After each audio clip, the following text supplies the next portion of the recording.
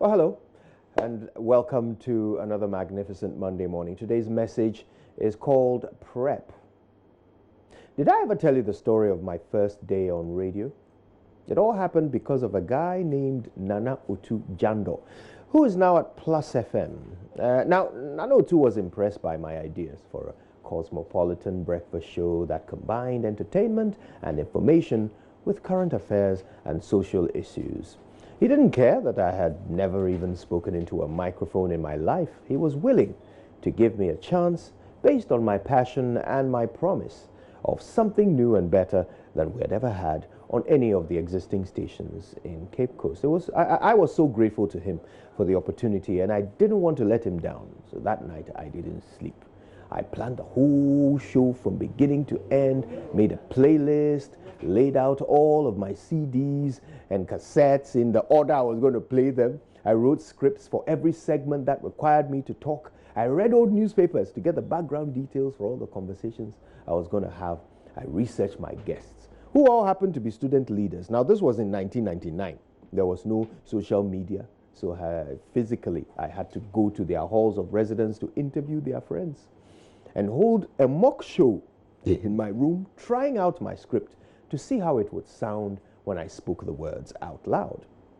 I spent 9 hours preparing for a 3-hour show. Now, that first show, it broke the mold. People were blown away by the inventiveness and creativity that was so far and above the standards to which our audiences in Cape Coast had become accustomed. Now, that created a new problem for me. After such a debut, I couldn't lower the standard. I had to replicate that success every day. So, for the next 2 years, until I graduated, I spent no less than 9 hours each day preparing for a 3-hour show. This was how I stayed miles ahead of the competition until I graduated from university and left Radio Valco. Now, I didn't know it then, but I had stumbled upon one of the fundamental secrets of success: preparation. Sarkodie spends hours writing the lyrics to his hit records that only play for about 4 to 5 minutes. Michael Jackson spent 3 months rehearsing for a concert that was supposed to last 2 hours. Muhammad Ali used to train for 4 hours a day, 6 days a week, just for a 45-minute fight. Usain Bolt spends 3 hours in the gym every single day except one, just so that he can give a performance that lasts less than 10 seconds. You get what I'm saying, don't you? In order to succeed and excel in anything, your preparation must be wildly and disproportionately greater than your performance. Why else would students spend 3 years preparing to write a paper that will be over in 2 hours? My dear friend, this principle applies to everything you wish to do well. How many hours should you prepare for a 10-minute presentation? How many weeks of driving practice do you need to pass a 30-minute driving test? How many months of practice matches do the Black Stars have to play before they are ready for a 90-minute competitive match? How many years of lessons will it take before a young child can play just one Christmas carol on the piano? Today, our routine here is no different. 9 hours prep for each show. And we don't only do this because we need to remain the best, but because you deserve the best. That's what you tune in for every day. So if we want you to choose us tomorrow, we must give you the very best show you can find anywhere today. Today, Ghana is grappling with the novel coronavirus. Once again, due to our lack of preparedness, it's proving to be far more novel to us than it was to our other countries. Nigeria has an emergency response team for disease outbreak that has been around since the days of polio. Periodically, this team holds simulations and drills to keep their respondents abreast and knowledgeable of their protocols. Because of their enhanced level of preparedness, the most populous country in Africa, Nigeria, have only had 2 confirmed COVID-19 cases. Ghana already has 6. Let's see how we do. The better you want to be, the more work you need to do. Practice until you can do it in your sleep.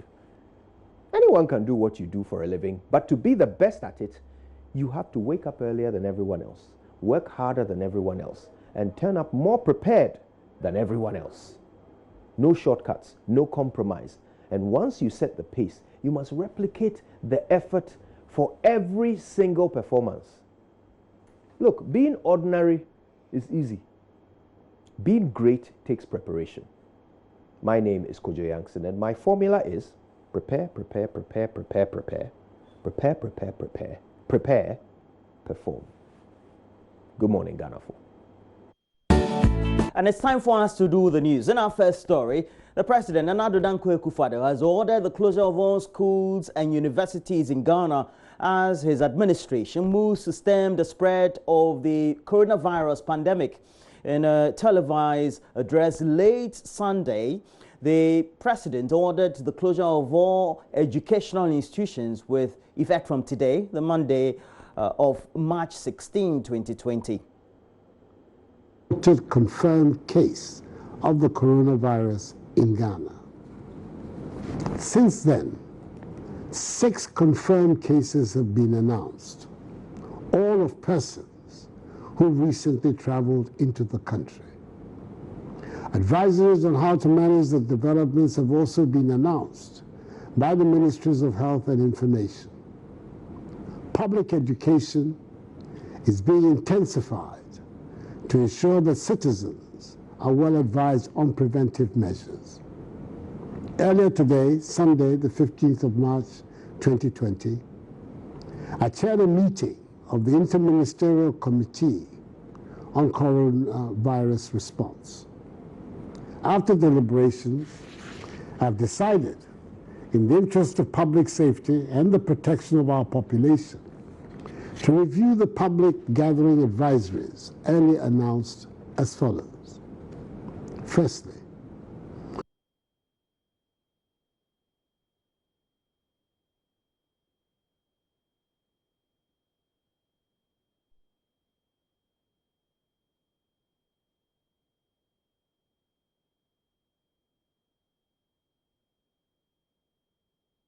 earlier, the Director of Public Health at the Ghana Health Service, Dr. Bedu Sarkodie, confirmed 4 more cases of the deadly coronavirus in Ghana, bringing the total number of confirmed cases to 6.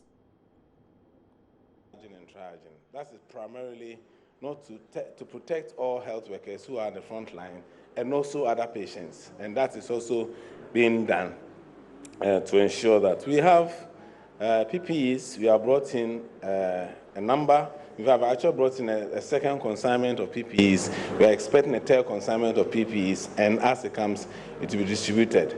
As they continue to expand our training and rapid response team, there are various PPEs will be done, and there are systems and resources available planned to ensure that as and when we need PPEs, we use them. But we will ask that people don't also waste PPEs. So that's extremely important because it is globally not readily available, and so we have to also manage the little we have properly. That is the Director General of the Ghana Health Service, Dr. Patrick Aboagye, who also says Ghana has taken delivery of a second consignment of personal protective equipment to augment the numbers. And this is a response to concerns by some health workers across Ghana who say they are exposed to the virus, as so far they don't seem to have enough of PPEs to work with. Well, however, the health workers also insist that they are yet to receive these protective equipment to help deal with the cases that they see at their various OPDs and adult emergencies. Already, the General Secretary of the Ghana Registered Nurses and Midwives Association, David Tinkrine Chum, says though they welcome the announcement by the Ghana Health Service, they want to see the equipment trickle down to the last health worker across the nook and cranny of Ghana. I mean, merely announcing it is not enough. I mean, we need to reach those items to the various facilities because there are border posts. And just this morning before I came to your studio, I had a call from a nurse, you know, close to the border post, and he told me that, I mean, they virtually do not even have mask and gloves and stuff like that. So they should push it to the areas and so that people can be protected. But as we indicated, the statement to me is a precautionary statement. All right, it goes to emphasize that we will assert our rights as far as that is concerned. It is not an irresponsible position at all. And as I indicated, we are not going to shirk our responsibility. If we were able to send Ghanaian nurses to other jurisdictions, to go and fight Ebola, why should we run away from our own people? Okay? And none of us are immune to this disease. Okay, at any time we can fall prey to that condition. So we are very much going to collaborate with government and its agencies to be able to ward off the infection. But our members must be protected, and that is our major concern. Merely mentioning it is not enough. I must see it sent to the members that is needed. Yeah. The point of where the thing will be required. So that is basically what we are saying. But I think I'm encouraged because obviously when we went to reach us, we interacted with our nurses at the isolation centers, and they made it clear to us that they are very satisfied with whatever is there. All right, at least they had one confirmed case there, and looking at the availability of the PPs that they were okay with it. But we issued that precautionary statement because, there are other places, okay? The whole country. Ghana is the most decentralized organization in Ghana, all right? We have chip centers and all that. And in a village, somebody will appear before a chip center, all right? So the front liners must be protected. So if there is a minimum protective GS, for instance, there is face masks, there is gloves, they can then be able to detect whether the individual has these symptoms based on the case definition, so that they can refer them appropriately to the various centers.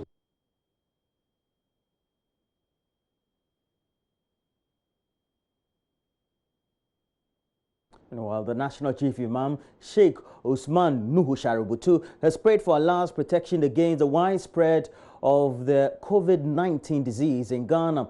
The Islamic cleric prayed that the existence of the virus does not get to the epidemic stage, as Ghana has already recorded 6 cases of the coronavirus in the last few days. Sheikh Nuhu Shaributu made the prayer when he signed a book of condolence for the late Paramount Chief Togbiga Gabusu in Hohwe in the Volta region. The Chief Imam, who was led by the Energy Minister, John Peter Amewu, to commiserate with the Igbi traditional area, eulogized the late Togbiga Gabusu. He described Togbiga Gabusu as a man of peace and lauded his cooperation in resolving the Hohwe conflict that erupted between the Igbis and Muslims in 2012. The Islamic cleric therefore advised Ghanaians to cherish the peace in the country and endeavor to maintain it. Live at peace and harmony with people who practice different religion from yours, and do not create conditions for conflict and war. Just imagine our visit to the palace this afternoon. Allah has not prevented us from doing so. That we will be kind, we show kindness to people of different faiths and different traditions. You reflect in Ghana's harmony compared to nations around, neighboring countries surrounding us, where there is war and conflict, then you will notice that God has favored us. This kind of favor, this grace, is not experienced anywhere except in Ghana. Just look at the countries surrounding us. They have had a bitter experience of political turmoil that has torn their countries apart. But here, look at it, how beautiful it is, that practitioners of different faiths, Muslims, Christians, and traditional people are all living in peace in this country. This reflects the favor and grace of God, and we must be grateful to God. The Chief Imam, who said a prayer against the spread of the coronavirus in Ghana, showered his blessings on Mr. Amewu, who is contesting the Hohwe parliamentary seat in the December elections. This disease, coronavirus, that is now fastly spreading across the country of the world, we pray for God's protection.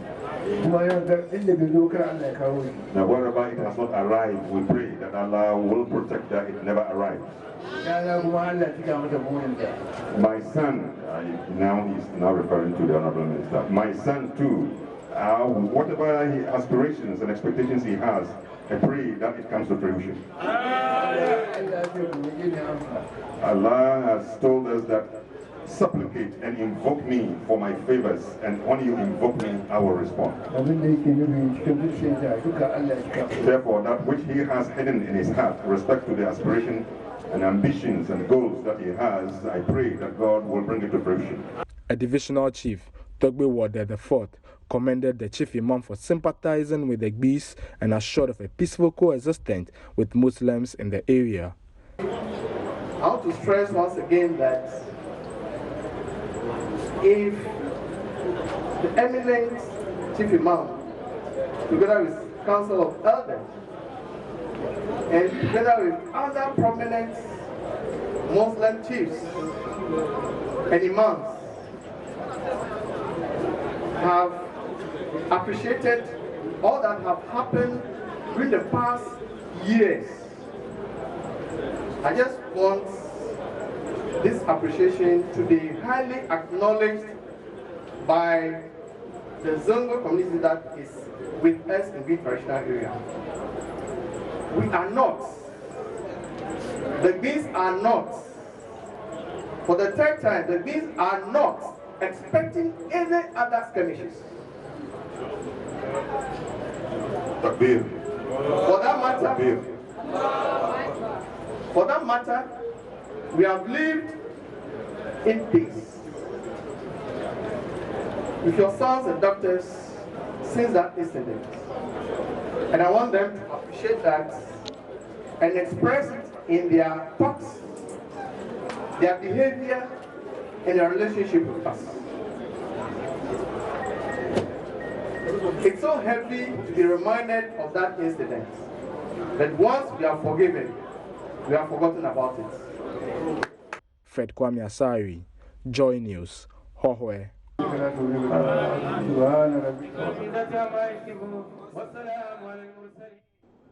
we have to end the news, but before we go, let's take you to the Ashanti region, where the Member of Parliament for Atwima Kwawuma is calling for the need for the prosecution of persons involved in the 2018 deadly shooting at Fuase.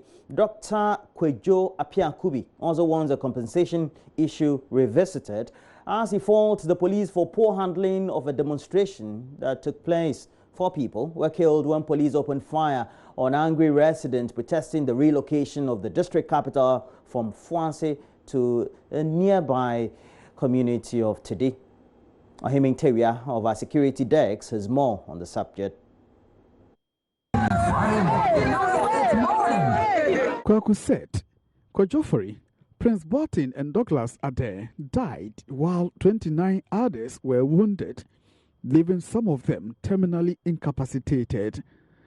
Last August, government paid compensation ranging from 45,000 to 120,000 Ghana cedis, in addition to absorbing treatment costs of victims. It followed recommendations of a 3-member fact-finding committee and subsequently another body which oversaw implementation. The committee, among others, recommended offices of the district assembly be built on the border between the 2 towns. District Agric, education and health offices were to be sited in Fuase. But almost a year after payment of compensation, Dr. Apiakubi believes justice has not been served as identities of culprits remain secret. He wants police and other security personnel involved to be punished for misconduct in order to bring closure to the case. People didn't need to lose their lives. People lost their lives. It was needless. It wasn't necessary. And I believe those who are concerned, who caused that misnomer to occur, should be brought to book. Well, I believe that the police didn't do well. And I still have always said it, that the way, you see, police men are trained to master courage, to master every situation, every normal, abnormal situation. They have that training. And they didn't need to have fired indiscriminately like that. No. I believe that the police didn't do well at all. I believe that they should also be brought to book.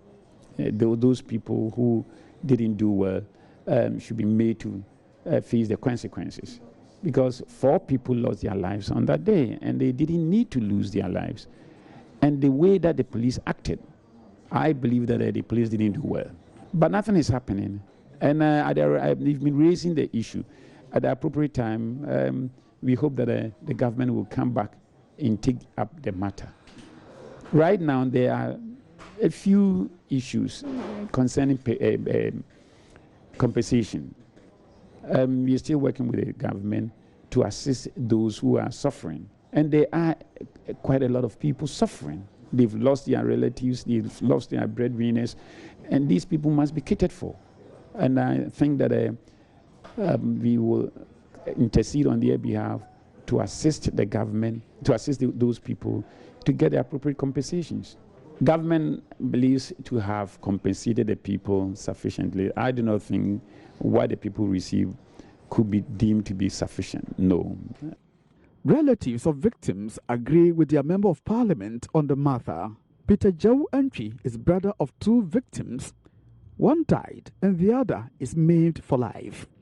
He says the family is considering legal option to seek redress. The people in Fuanse community, we were not happy about the compensation given to the victims. So we are appealing to the government, especially Otumfuo, to come to our aid so that the committee will revisit the issue again in terms of compensation to do something about it. If you look at the degree of the impairment or the accident and the money given to them, we can see a far difference. So we were expecting much money as compared to one given. So we are appealing to the government to revisit the issue again so that they will give us something more to cater for the victims. We have talked to a lawyer and we are in the process of sending the issue to court. From Kumasi, for Joy News, Oiminteria reporting. And that's it for the news. But we have more news. We'll look at the stories occupying the front and back pages of the newspapers up next. Do stay with us.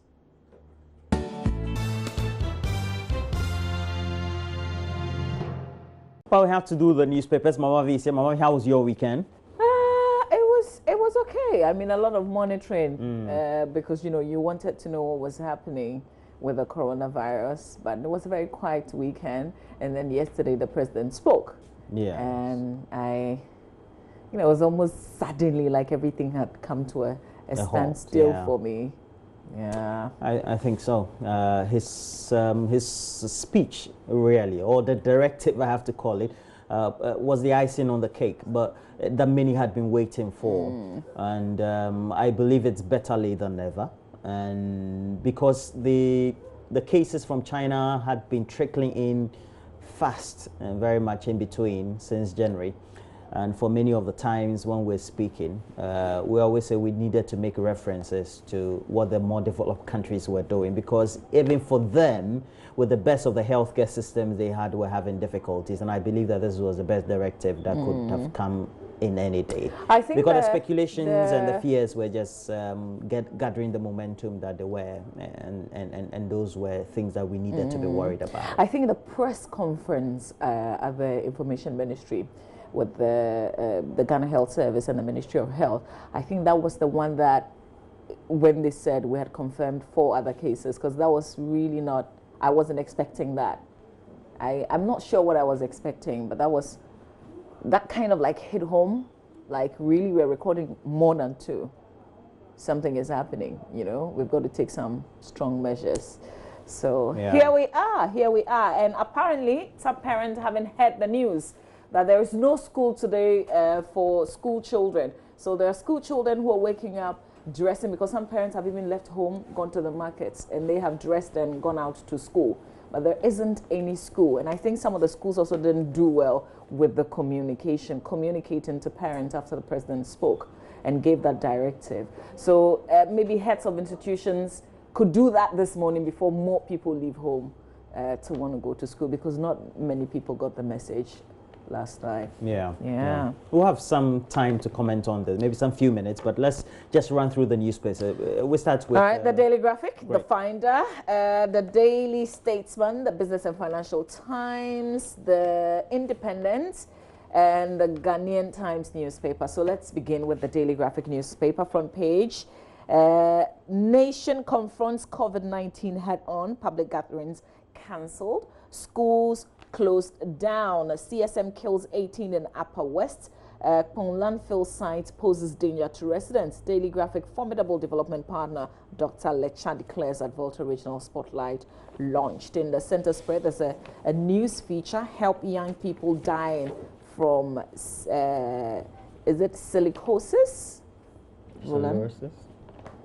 Silicosis. Yeah, but this is silicosis. Okay, let's see. Well, it's a feature, and apparently this is a disease that attacks young men, particularly engaged in illegal mining. They are dying from a terminal disease called silicosis. That's what it is. So the center spread is full of the activity of mining, mainly illegal. And then it tells us the danger associated with this, particularly with this disease. On the back page, though, Olympics picked Liberty Mediama Wafa win away matches, but the GFA has also suspended the league, as in, so no games going forward because of the coronavirus. The Ghanaian Times newspaper, but that story I didn't see in the Daily Graphic. It's not on the back page of the graphic, by the way. It's just the games that were played and the results on the back page. So let's do the Ghanaian Times. And it's because at the time they went to press, that directive hadn't come in.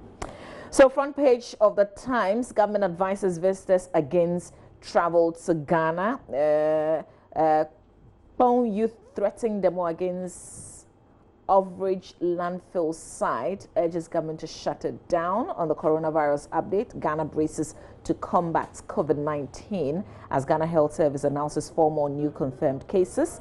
And I guess, again, because the president's directive came pretty late in the day, they couldn't capture, because they did capture that of the information ministries in terms of the travels, the travel advice, but not the closure of schools. So the travel advice was reinforced in the directive of the president. Yeah.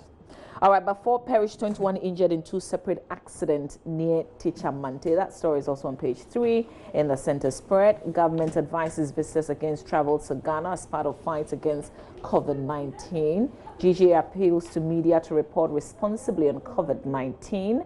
Ghana to host AU Africa Youth Congress in September. Well, September is pretty long.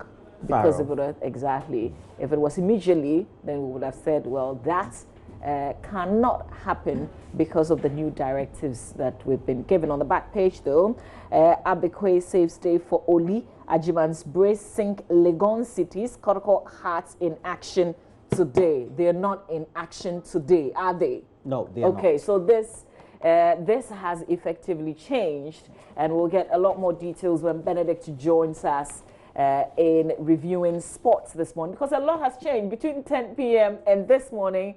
Plenty more things that have changed. But we have to say that over the last 24 hours, Ghana has joined not only Mexico but Brazil, who also have called off their league. Already England had, and a number of the leagues in Europe. And a number of the leagues had and I think it will trickle in during the day, and we should expect more of this. Let's do the Finder newspaper, front page of the Finder now. Travel restrictions tightened as COVID-19 cases rise to 6. Maritime Authority removes 10,000 tree stumps on 30-kilometer Dambai, Jare, Tumpunja. Roland, save me. Save me with the names. Tumpunja. Yeah, you're right. No, there's more. Kudokope crossings. Oh, that's it? Okay, that's like home. Kudokope, I could have said that. Also, GES directs all schools to suspend all public activities. Well, there's even a heavier directive following that of GES. No schools at all. They've been shut down. So this actually overrides what had been said by the GES in their earlier release. Also, frontline healthcare workers of COVID-19 to get incentives. Let's do the Independence, the Independent newspaper says fuel prices to fall by 8%. I thought we were thinking 15%. Okay, but they say by 8%. That's their prediction. Today is 16th, isn't it? So today is the day that we will see that adjustment. On coronavirus, these are not ordinary times. President issues stern directives. Absolutely, these are not ordinary times. Do more for the poultry sector. It could boost the economy and reduce unemployment. That's according to GAPFA. And that will be it for the day. No, the Independent. So let's do the Daily Statesman. Front page on coronavirus. Threats, institutions suspend public gatherings. Offices closed. Also, don't come to Ghana now. Government imposes travel ban on countries with over 200 COVID-19 cases. 1.4 billion Ghana cedis for water projects this year. Headlines captured on the front page of the Daily Statesman. Final one is the Business and Financial Times on coronavirus. This is Coronanomics. Early $3 billion US dollar Eurobond issuance, a smart move. Extra 63 million would have been paid if bond was raised this month. Don't go on. Okay, you wanted to... And I have to say that following this, even though this means that we're counting our gains, meaning that if you look at the interpretation, government has been proactive so that the market out there wouldn't have been a bit laxed in trying to express. It would have been their impossible, interest. really. The U.S. has they have also reduced their interest rate. It has usually implications for us in the third world or the so-called developed countries, as it were. And ultimately, we're likely to feel the pinch because if you take a look at our budget, 60% of how much we spend as a country, what we budget for, comes from outside, multilateral donors, from these bonds, etc. Well, don't go on strike. Aviation Minister urges airport staff as COVID-19 puts industry in crisis. Maritime Authority removes deadly tree stumps on Oti River. Plenty more other headlines on the front page of the Business and Financial Times. Roland will do the rest of the papers. Yeah, just do about 3 of them. I have Daily Dispatch has on the front page. MPP Kumewu slot for battle ready. And it has a picture of a Deputy Trade Minister, Dr. Humkanlense, Mr. Baswa, Mr. Edward Osei, and Philip Bano, Dr. Philip Bano there, all battling for the Kumewu seat. We do know that the primary is supposed to take place next April. That's next month, as it is. You're going to get all the update right here on the election headquarters. And we are your foremost election headquarters. Now, agenda analysis of political appointment in Ghana since 1956. This is a great compilation. I've gone through. Looks very educative, just like many other related things we'll be bringing to you right here today. MPA pilot second phase of CRM in Obuasi, and CNN exposes how Russia is using some Ghanaians to interfere in U.S. elections. And if you watch the story, you also read the stories emanating from the piece. You'd also get to know how elections could also be influenced by many other related elements. It speaks volumes. One of Ghana's COVID-19 victims works in UNDP office in Accra. That is now well known. Let's go to the Daily Guide. The Daily Guide has on the front page, coronavirus catches 6 Lagos student positive, government restrict travels, and robber cop jailed 40 years, all on the front page of the Daily Guide, and 3 die in Teacher Mante accident. Center spread, not yet, but let's go to the back page. Says Grace Ibrahim shines at GMPC Ghana Fastest Meet. On the side, Pogba combat coronavirus, and we're told by this story through fundraising. He hasn't played in months. I think the greater part of the season. We have to be more specific. Down there though, Ronaldinho, the former Barcelona and World Cup great, is doing well as he gets his time in a Paraguayan prison. Yeah. He's enjoying, it's like, you know, sometimes these are just one of those things in life. Now let's go to the last paper. I'll be looking at the Custodian. Government imposes travel ban on COVID-19 countries. 6 cases recorded in Ghana. That's the Custodian. Meanwhile, up there we have probe National Blood Service over the death of a student. And that's the demand coming from the Member of Parliament for Efutu, Alexander Ponyo Markin. Speaker Okwe donates 10,000 Ghana cedis to PPC Education Fund. And saga of salmonella, contaminated gizzards imported to Ghana. An international animal health expert's point of view is a part 1 of the publication. Make sure you grab a copy of the Custodian to get to know what really this publication is about. Mamavi, we have a we can do myjoyonline.com. Just catching up on the story that's been published on the BBC as well. So maybe from My Joy Online, we can do a bit about the BBC. There's a Kenyan man who posted a story on Twitter, and it said, the government has lied to us. They said the lady is called and gave the name, and she came yesterday from Rome, boarded in this plane. I'm a staff of KQ, and I know what happened. So apparently that post on Twitter about their first confirmed case was fake. So this person was talking about how the government had lied about the confirmed case in Kenya. And that person has been, so he actually used a fake Twitter account to do that post. But it's an offense, a cybercrime offense. He could be fined up to about $50,000 or so. You should be fined. So yeah, so a lot of action that fine should take taken place on the African continent. If we can do myjoyonline.com, then we can run you through some of the rest of the things that are happening elsewhere.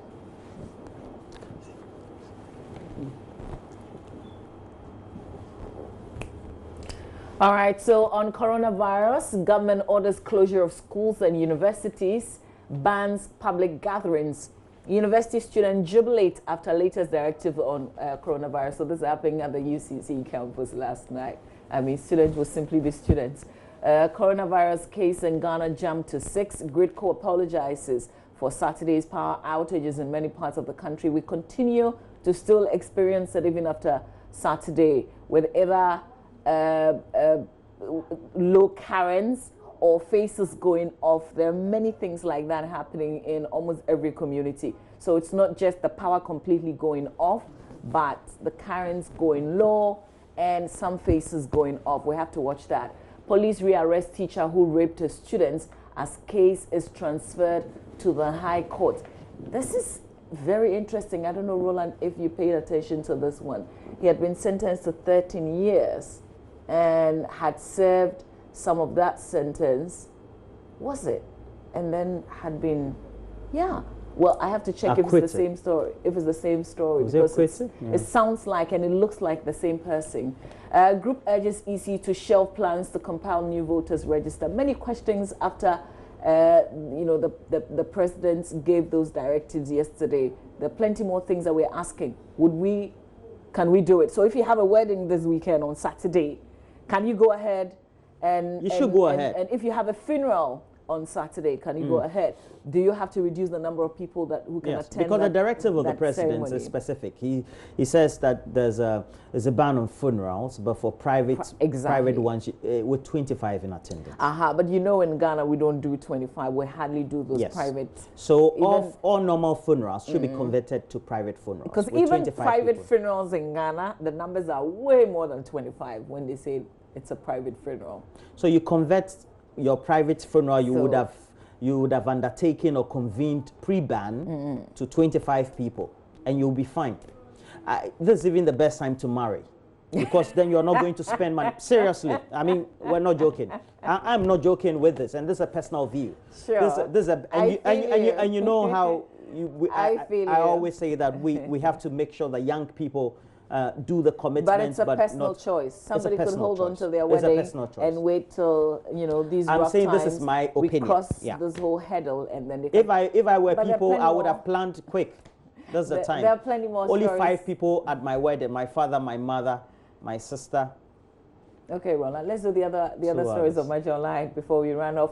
Hindu group hosts cow urine drinking party to ward off coronavirus.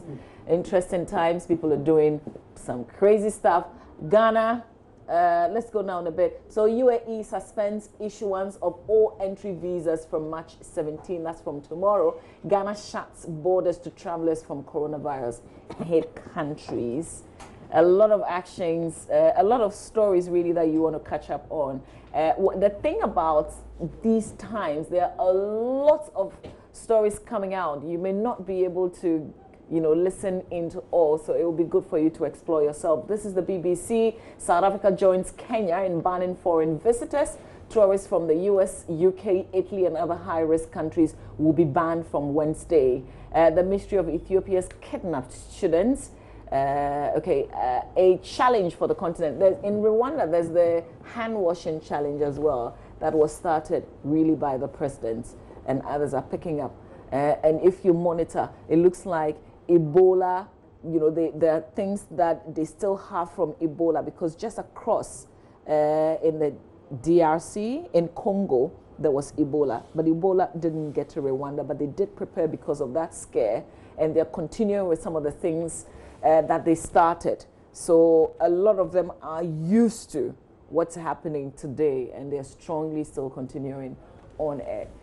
So plenty more stories on all the website. We're pretty much on coronavirus. Here's also one elsewhere outside Africa. New York City closes schools and bars. Restaurants they join as well. Italy, they join Spain, and then, France as well. And we expect many more countries to follow suit, because, the baggage that these administrations in these countries carry is that they didn't start or impose these bans as early as possible. And that's why for Ghana, we're happy with the directive coming quickly, even though, personally, I thought it should have come like a month ago. But this is good, because then it restricts movement of many people. That's a good one. So there's an interesting picture of Biden and Sanders there. This has to do with the Democratic debate that went on. I guess for us it will be yesterday. And that was how they shook hands, if you like, in quotes.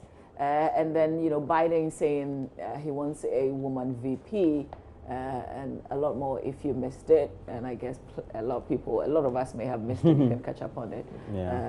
Sporting activities, Benedict will be here in some few minutes, but really, like, everything has been halted, if you like. Very few activities in the world of sports, but the Ghana Premier League also suspended amidst this whole coronavirus scare. Well, there's something you want to say? Yeah. And, I'm very close to some health personnel because of relations that I have. And, for example, there's a case I was recording at Tema General Hospital. And I'm going to cite this because the person had lived with somebody who had tested positive, or had associated with somebody who had tested positive in Germany. And the person came to Ghana and felt the symptoms, so drove himself to the hospital. Now, the question, and that is why we're saying this, is that somebody took the onerous responsibility of saying, look, it looks like I have to heed to the call based on the education, and I have to go to the health facility. Now, the related concerns are, who did he get into contact with? That's the contact tracing. Exactly. Yeah. How can we trace them? And these are questions that we have to ask ourselves. Even if you live in your house at Kuntunse, and I live in my house at Ajekwejo, and I leave the house, my family even don't know where I am. The state authorities don't know. So if the state authorities are saying they're doing contact tracing, how are they doing? Oh, it depends on the information that you give them. Exactly. Yeah. Exactly. And those are the concerns. But I think people should, have taken that responsibility. If you went to any of these countries or even traveled, once you were back, you could have, you just self-quarantine. That would have. And I know many people who have been to some of these countries, for example, to the US, etc. Come back and mingle with everybody else. Over the last week, they've been going left, that's right, not center. Fair. That isn't fair. If you know you've been out there for about a week now or whatever it is, take the necessary precautions, prevents other people from getting it. So self-quarantine after the 14 days, no signs, then you can get out there and do whatever it is that you want to do. I think we should be responsible as ourselves, each other's keeper, as individuals. Yeah. Stay with us. We'll bring you some sports, but there's plenty more conversation on this coronavirus. We'll keep you updated with everything that you've missed since 10 p.m. last night when the president spoke. All of that coming up here on our show. You've got to stay with us.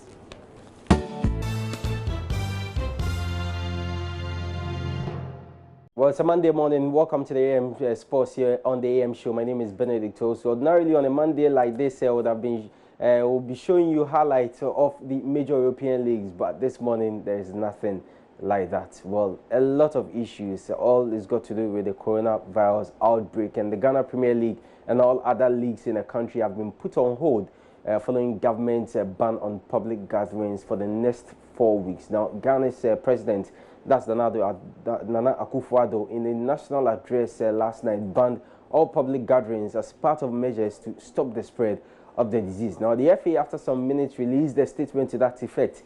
Here are excerpts of that statement. In a statement released last week, the GFA announced that while all competitions will go ahead as scheduled, it will continue to liaise with government, the Ghana Health Service, and the Ministry of Health, and allow all national health protocols on the matter. The government of Ghana announced new protocols on Sunday, and consequently, the GFA will immediately follow the new issued protocols and guidelines. The association will continue to engage the relevant institutions on this matter and update its members and all stakeholders of any changes. So what it means is that the Asante Kotoko Interlice game tonight will not happen at the Accra Stadium, same as the Accra Hearts of Oak and King Faisal game, which should have been played at the Obuasi Linkley Stadium. But notwithstanding, matches were played yesterday in the Premier League. At the Accra Stadium, Liberty Professionals played away to Accra Great Olympics. Olympics were coming into that game having lost their last game to Accra Hearts of Oak by 4-0 at the same venue. And Liberty had also lost their last game to Interlice by 3-2 at the Dansoman Karindorf Park. It was Olympics that started it all, open scoring before Elvis Chiba equalized from the spot, and then Accra Great Olympics found a way and won the game by 2-1. Highlights of the game for you. So two teams coming into a game from similar fortunes. Olympics battered 4-0 by... We'll have to go down quick in time to get into it. So Amuzu's corner, poorly defended, and Maxonia Bekwe says thank you. It falls to him and it pulls the trigger ahead for Great Olympics. They draw first blood here at the Accra Stadium. Yeah. Poor defensive organization. So Liberty kept believing. They knew they had what it took to equalize. And Ampedu made an inroad into the box. He went straight into Gripman. Why this was taken as a penalty still beats my imagination. It's harsh. It's harsh on Gripman and Olympics, because that was just on the stroke of half time. And there you see that there's absolutely no way he can get himself away of the captain Ampedu. And Cheba, makes no mistake, steps forward and makes it 8 goals for himself in the Premier League, and an all-important equalizer for Liberty just before the half-time whistle. So Liberty Professionals at Great Olympics. But not enough, he was already on his way down. So Liberty fails to deal with it. Ahmed missed it, and look at this belter. This is magnificent from the Olympics captain of the day, Maxoni Abekwe. Wonderful goal. Yeah, brilliant goal. They just didn't deal with it. Second balls and the third balls. Won the first ball brilliantly. Second balls, nobody really, look at the space they've got, nobody closing in enough ball skits. Again, nobody dealing with it particularly well, and the ball falls to the captain, who just takes his moments and lashes after. The goalkeeper should be doing better from there, but...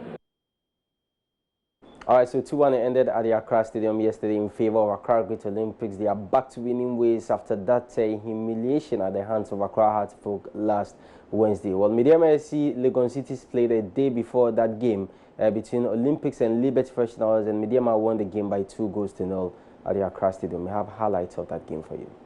And Wahab from the wall. Kwakwa's delivery.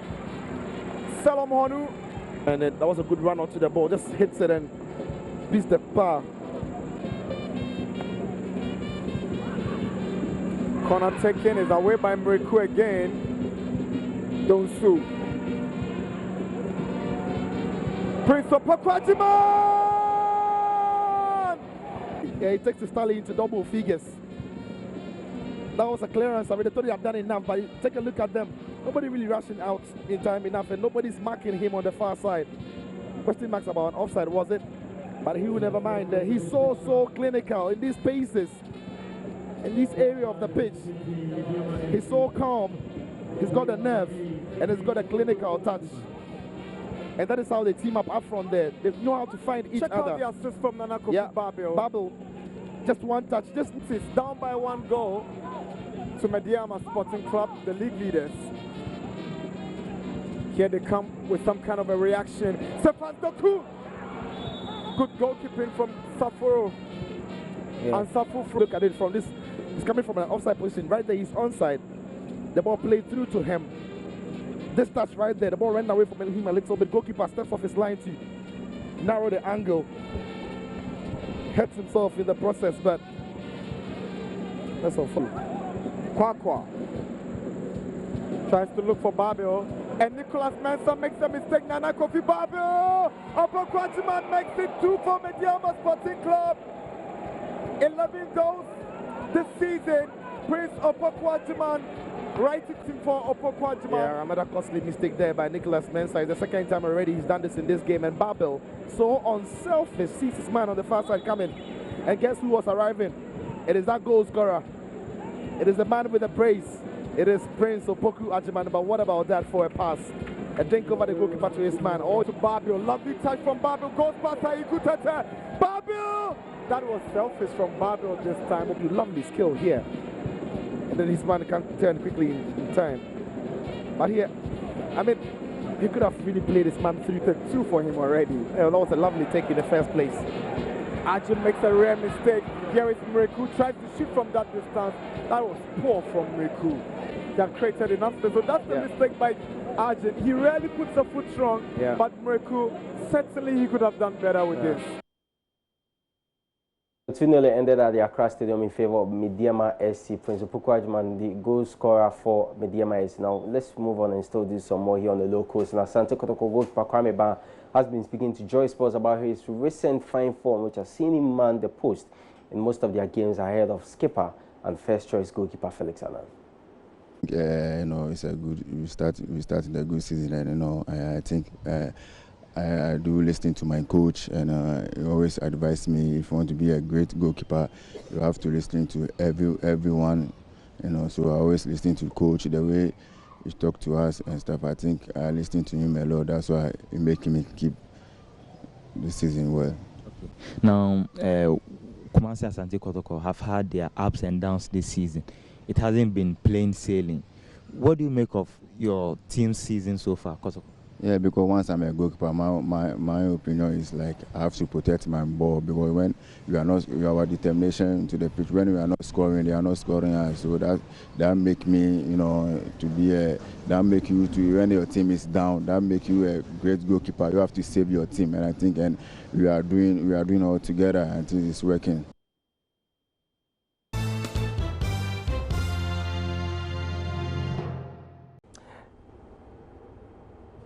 Well, so we told you that we'll bring you the latest recap of all that has been happening so far over the last 24 hours and culminating over the last 12 hours in that statement by the president giving that directive, Mamavi. Absolutely. Well, we want to begin with the efforts that we put into fighting this whole disease. So let's start off with President Akufo-Addo on Wednesday, March 11. I'm sure you remember, where he announced that government had made available some $100 million as part of Ghana's preparedness and response measures to combat the coronavirus threat. President Akufo-Addo said it is necessary to step up the country's preparedness to fight the disease in case of an outbreak.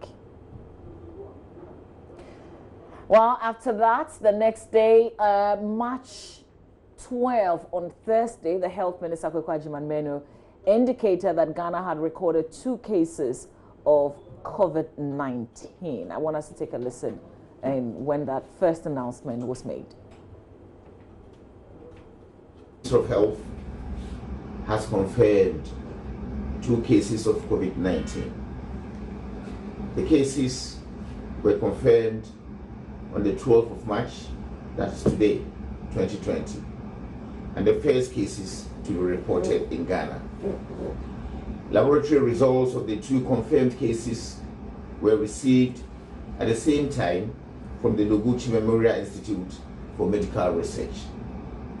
Both individuals returned to Ghana, one from Norway and the other from Turkey. So these are imported cases of COVID-19. Both patients are currently being kept in isolation and are stable. We have initiated processes for contact tracing. I wish to assure Ghanaians that the government of Ghana, together with all health partners, will continue to work assiduously to ensure the situation is contained. Well, following that announcement, some schools in the Greater Accra region, for instance, the Ghana International School, Lincoln Community School, took measures to prevent the spread by closing down their schools. Some universities, University of Ghana, well, that came yesterday. But let's go back to what happened yesterday after the Information Minister, Kojo Nkrumah, said government had reviewed its travel advisory in the wake of the coronavirus scare, shutting its borders to travelers from countries with more than 200 cases of the virus. Kojo Nkrumah urged airlines to stop affected travelers from boarding flights, while citizens and residents permit holders will be required to self-isolate for 14 days on arrival. Now, this is the travel advisory that came in. It says all travel to Ghana is strongly discouraged until further notice. Any traveler, except for Ghanaian citizens and persons with Ghana residence permits, who within the last 14 days has been to a country that has recorded at least 200 cases of COVID-19, will not be admitted into the Ghanaian jurisdiction. Airlines are instructed not to allow such persons to embark. Border posts are instructed not to allow such persons into the jurisdiction. There will be a mandatory 14-day self-quarantine for persons who are otherwise allowed to enter the Ghanaian jurisdiction. Guidelines for self-quarantine will be available at the various Ghanaian ports of entry. Enforcement protocols are being deployed in collaboration with state security and health authorities. Persons determined to be unable to satisfactorily self-quarantine will be quarantined by the state. Any admissible traveler who exhibits symptoms of COVID-19 will be quarantined and tested upon reaching Ghana. Item 1 of this statement takes immediate effect, and that's the appeal, really, the very first one, that all travel to Ghana strongly discouraged until further notice, but that's not the ban. Item 1 of that's it. And the final one, let's go down, let's read the final point there. So items 2, 3, and 4 take effect at 1 p.m. on Tuesday, March 17, which is tomorrow. So 2, 3, and 4. 3. So 2 says any traveler except for Ghanaian citizens and persons with Ghana residence permits who within the last 14 days has been to a country that has recorded at least 200 cases of COVID-19 will not be admitted into the Ghanaian jurisdiction. This takes effect tomorrow, Tuesday, as well as this one, the fact that there will be a mandatory 14-day quarantine for persons who are otherwise allowed. And then any admissible traveler who exhibits symptoms of COVID-19 will be quarantined and tested upon reaching Ghana. So this is the advisory that came in.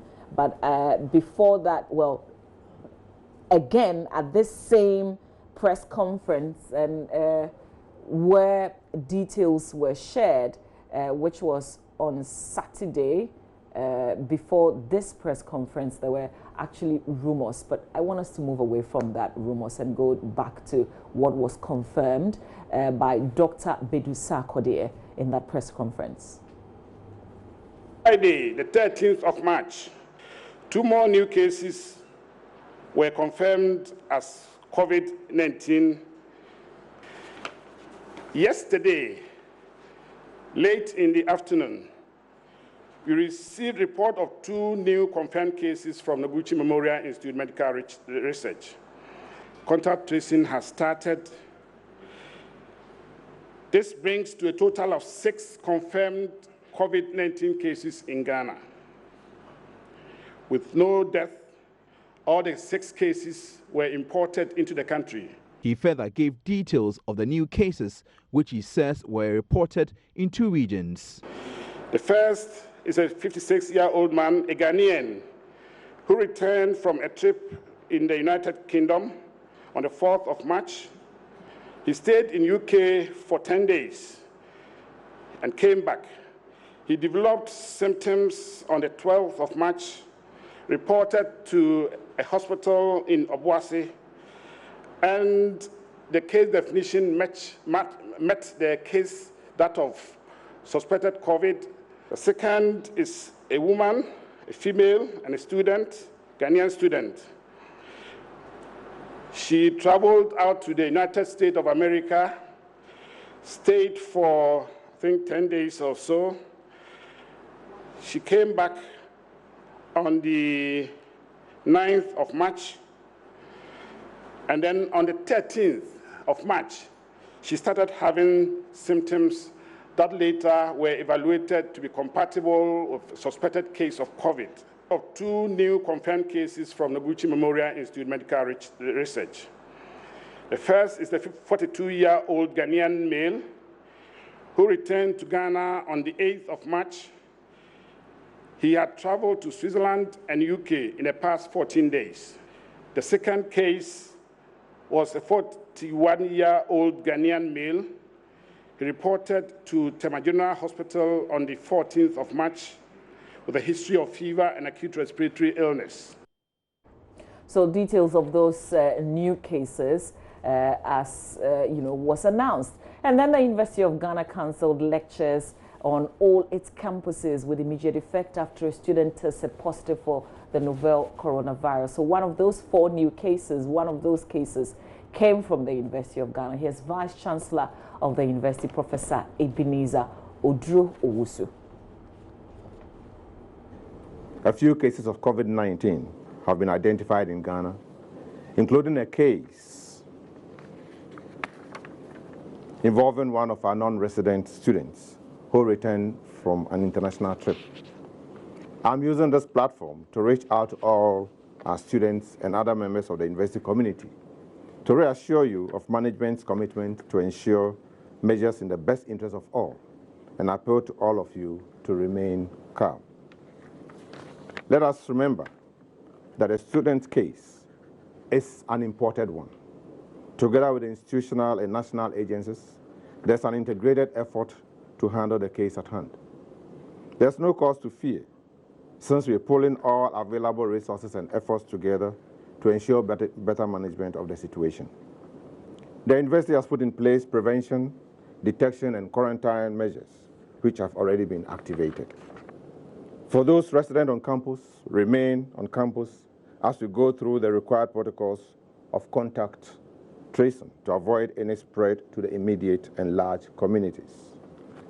Non-resident students are required to keep away from campus until further notice. By keeping to these measures, you strengthen the efforts of the university, the nation Ghana, and the world to stop this pandemic.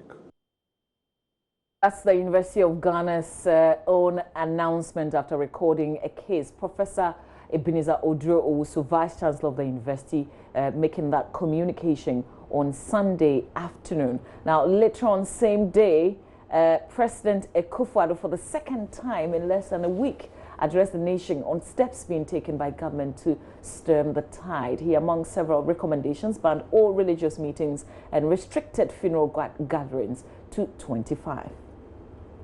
You may recall that on Wednesday, 12th March 2020, when I first spoke to you directly on this matter, I announced the first raft of enhanced measures taken in response to the pandemic.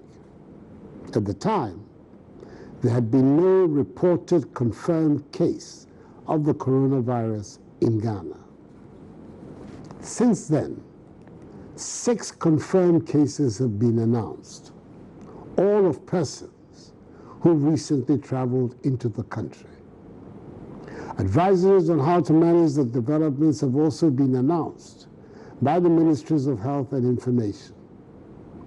Public education is being intensified to ensure that citizens are well advised on preventive measures.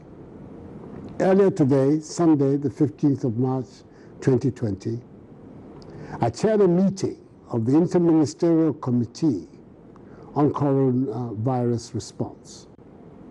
After deliberations, I've decided, in the interest of public safety and the protection of our population, to review the public gathering advisories earlier announced as follows. Firstly, all public gatherings, including conferences, workshops, funerals, festivals, political rallies, sporting events, and religious events such as services in churches and mosques have been suspended for the next 4 weeks. Private burials are permitted, but with limited numbers, not exceeding 25 in attendance. Secondly, all universities, senior high schools, and basic schools, i.e. public and private schools, will be closed Monday, 16th of March 2020, till further notice. The Ministry of Education, in collaboration with the Ministry of Communication, has been tasked to roll out distance learning programs. However, BECE and WASSCE candidates will be allowed to attend school to prepare for their examinations, but with the prescribed social distancing protocols. Thirdly, the government of Ghana's travel advisory, issued earlier today, should be observed as announced. Fourthly, businesses and other workplaces can continue to operate, but should observe prescribed social distancing between patrons and staff. Fifthly, establishments such as supermarkets, shopping malls, restaurants, nightclubs, hotels and drinking spots should observe enhanced hygiene procedures by providing, amongst others, hand sanitizers, running water and soap for washing of hands.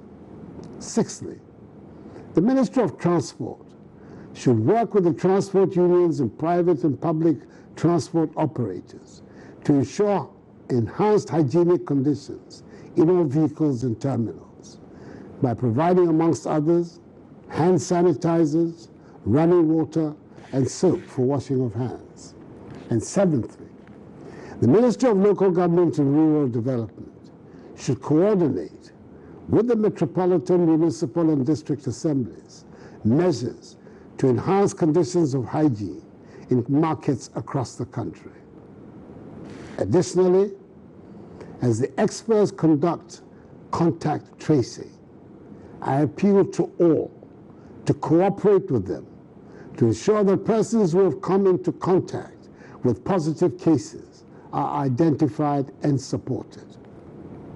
I've directed the Attorney General to submit immediately to Parliament emergency legislation in accordance with Article 21(4) C and D of the Constitution of the Republic to embody these measures. And I've further directed the Minister for Health to exercise his powers under Section 169 of the Public Health Act 2012, Act 851, by the immediate issuance of an executive instrument to govern the relevant profession. I call upon Parliament to support the executive in this national endeavor. As I said earlier, there's every need to observe prescribed social distancing and good personal hygiene to prevent community spread.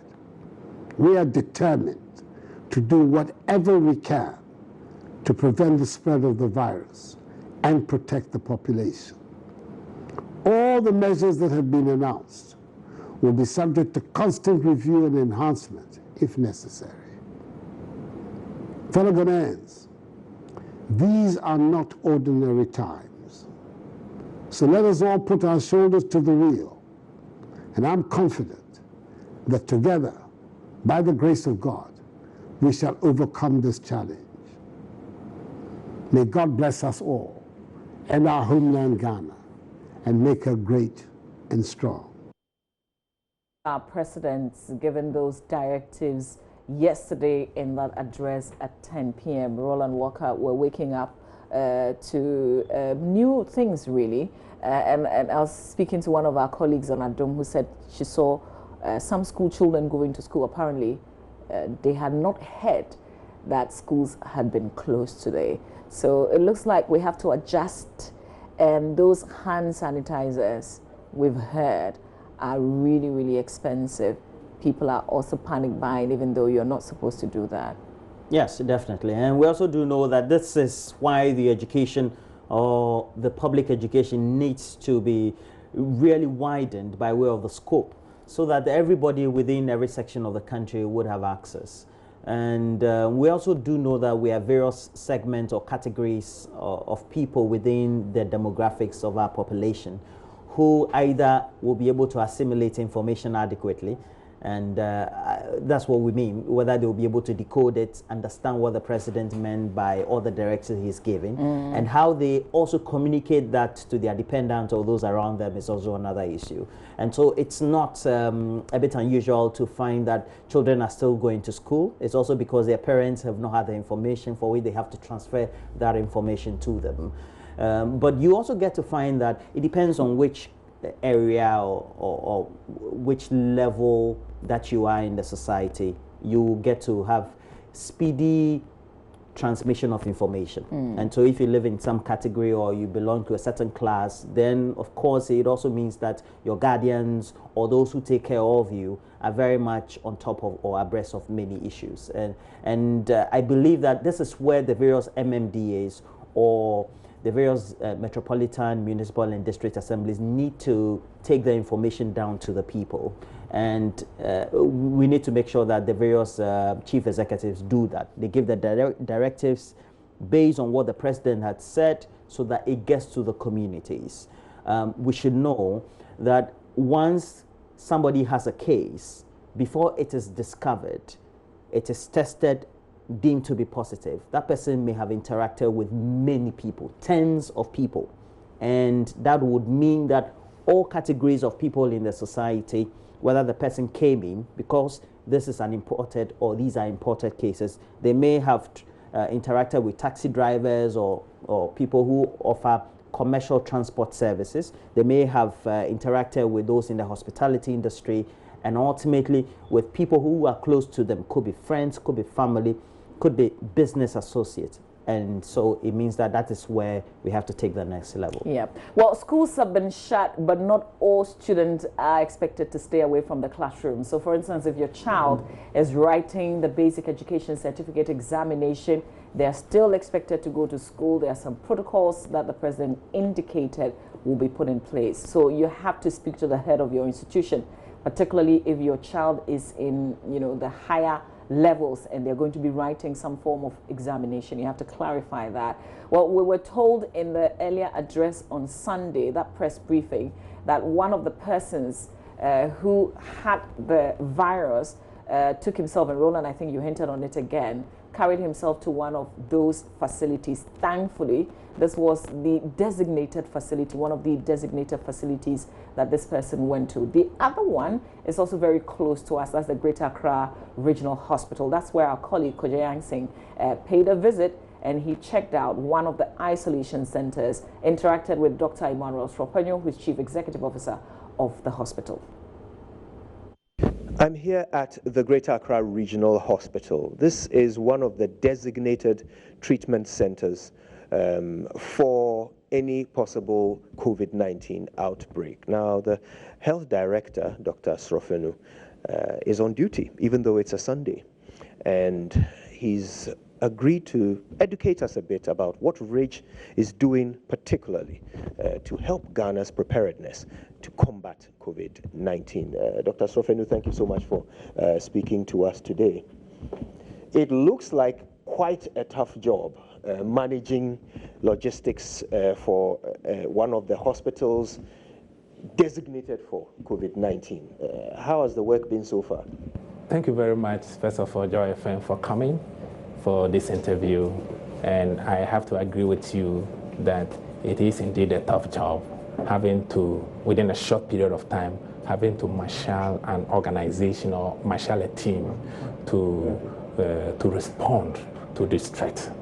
Indeed, it's a tough job. So we have the dimensions of the work involve organizing the people, getting the logistics ready, getting financial resources to purchase those logistics that are not available, and then getting the center, this physical infrastructure also ready. And I must say that in a large measure, we have secured most of the things that we need to fight this menace.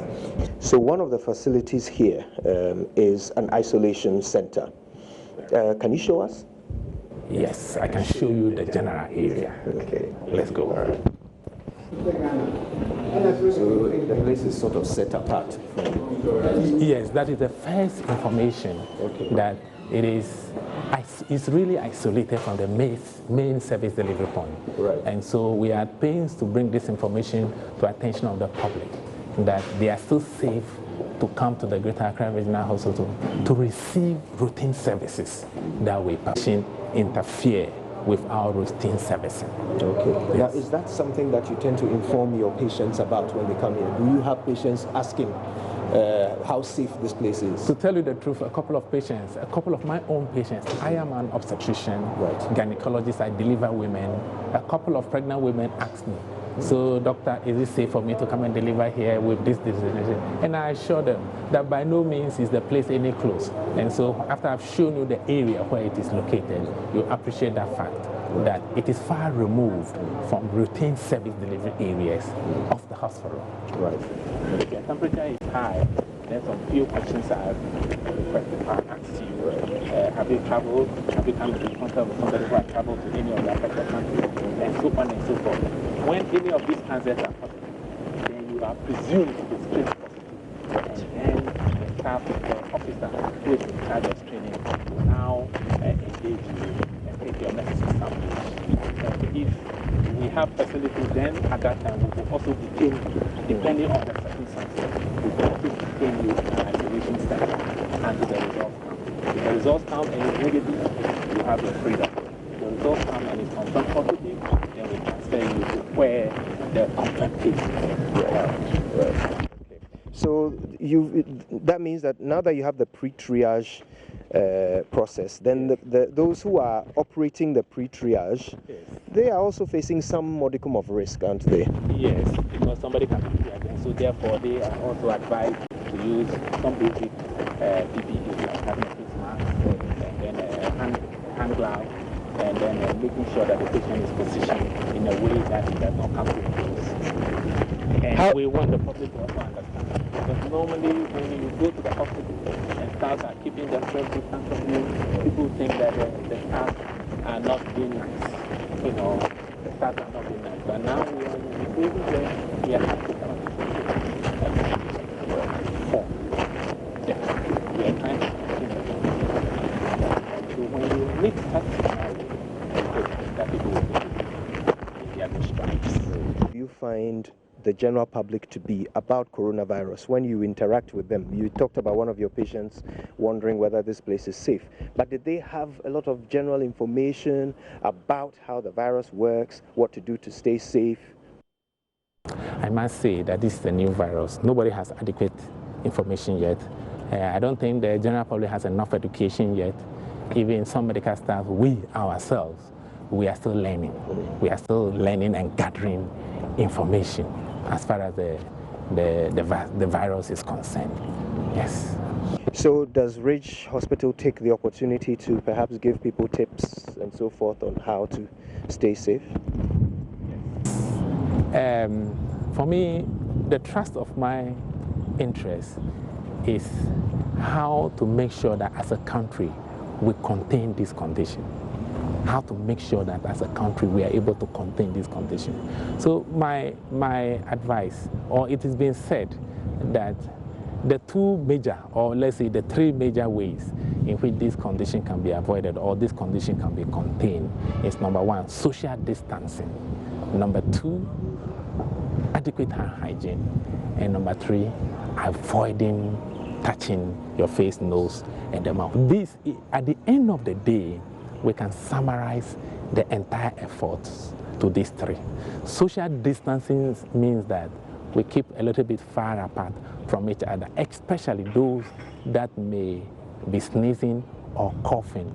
Because when you sneeze, because we know that when you sneeze, the particles, the saliva particles, are able to travel a distance of about 1 meter. So if you stand a bit away from the person, a little over 1 meter, then the particles are not likely to get to you.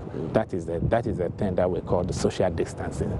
Make sure that we don't have large gatherings where we are forced to shake hands and contaminate each other as much as possible. That is the first one. And then the second one is hand hygiene. And so hand washing under running soap is one of the things. Under running water, sorry. Hand washing under running water with soap is one of the things that has been advocated. And this is able to take the viral particles completely away from the hand. And in between times of hand washing, we should have our hand sanitizers on us so that from time to time we can sanitize. Because what happens is that you may have washed your hand, but your phone may be contaminated. So you wash your hand, you go back to take your phone, you punch some few numbers. Every now and then, you receive a call on your phone. If your phone is contaminated, what then happens? And so on and so forth. So it's important to have, even in addition to hand washing, from time to time, to be in a position where you can sanitize your hands. Well, you heard the Director of Health for the Greater Accra Regional Hospital explaining that this coronavirus disease has brought about a war.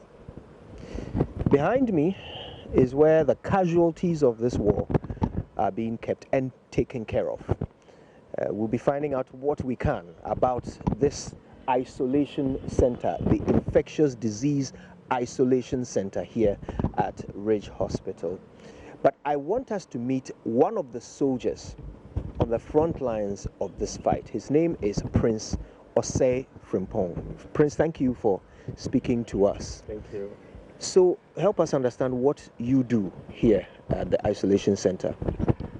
I am in charge of the disease control unit, and we are responsible for all the epidemic conditions that report to the facility.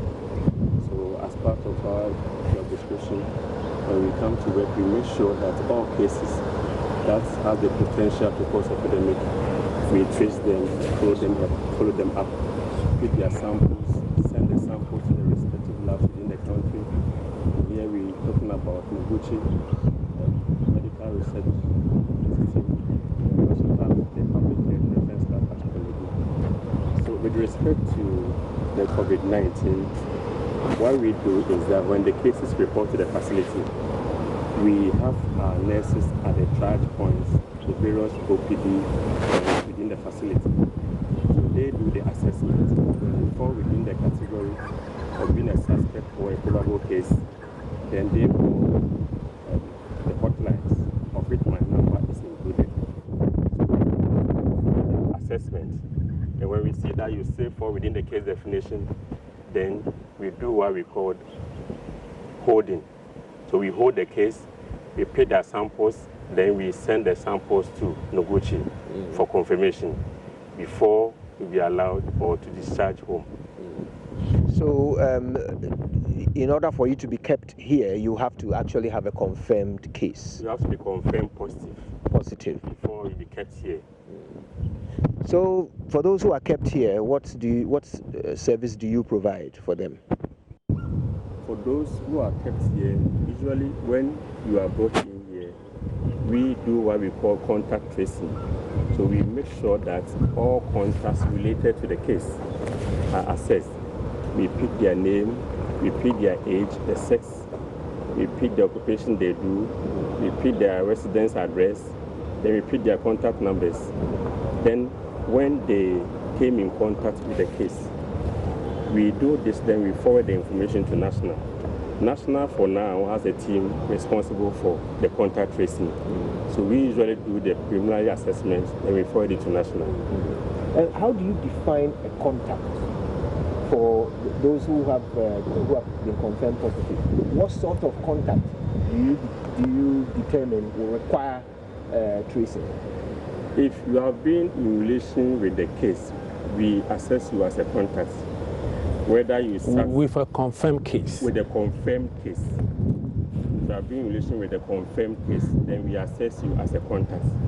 So whether you sat with him or her in the same classroom, at the workplace, or any environment that she or he has was available, then we classify you as a contact. So from that point, then we also need to follow you up to see whether you are showing signs and symptoms of the condition for a period. So how far back will you trace into the life of a confirmed case to determine the contacts? How far back? Usually that will be determined by the case. Well, I come to you as a case who have been proving positive. So now I have to find out from you which people came in contact with you for this period. Which period? That's what I mean. So we go as much as the person can. So for now, we are using the fact that the person has a traveling history. So when she returned from wherever she went to, then the contacts she has made with those people, we have to follow them up, as I explained earlier on. So basically from the moment they return to Ghana? From the moment they return to Ghana, then we do the contact tracing from them. So everybody they come in contact with, when they wake up in the morning, the people in their compound or where they go and buy watches, the people in their classroom or their office, all of these people, you will have to trace them. So we are going to trace every person that she's come in contact with for this period I'm talking about. Like when she was confirmed and when she returned from wherever she went to. Yeah, so like the examples I gave, you have to find all these people. We have to find all these people. Right. We have to find all these people, provided she can give us the details of them. So for those that she doesn't have the details, like perhaps her person who came by and she bought the so in that respect, it's difficult to get them. But we usually ask them where she has been to. So if she's been to school, let's say University of Ghana or Cape Coast or KNUST, then we have to find out the department that she was. If we got to know the department, then we can assess from there which people that she attended lectures with, or if she has to do with, let's say, a health worker, which people that she was on duty at that particular moment or period that she returned. So we take it out from there. So if it has to be the seller on the road, it will be difficult. It's going to be difficult for us to follow those people. But then we still go on to say that if you are showing. So, well, there it is. That's the isolation center here at the Greater Accra Regional Hospital. Now, Dr. Sorof, tell us about this center. What's the capacity? Yeah, unfortunately, this place is a very well-designed center. Each of the patients has his own area of to stay. It's self-containing, and you have your bed. You have the necessary gadgets in the room to monitor you. You have a hand sanitizer. You have your own washroom, your bath, and then your sink where you can wash your hand.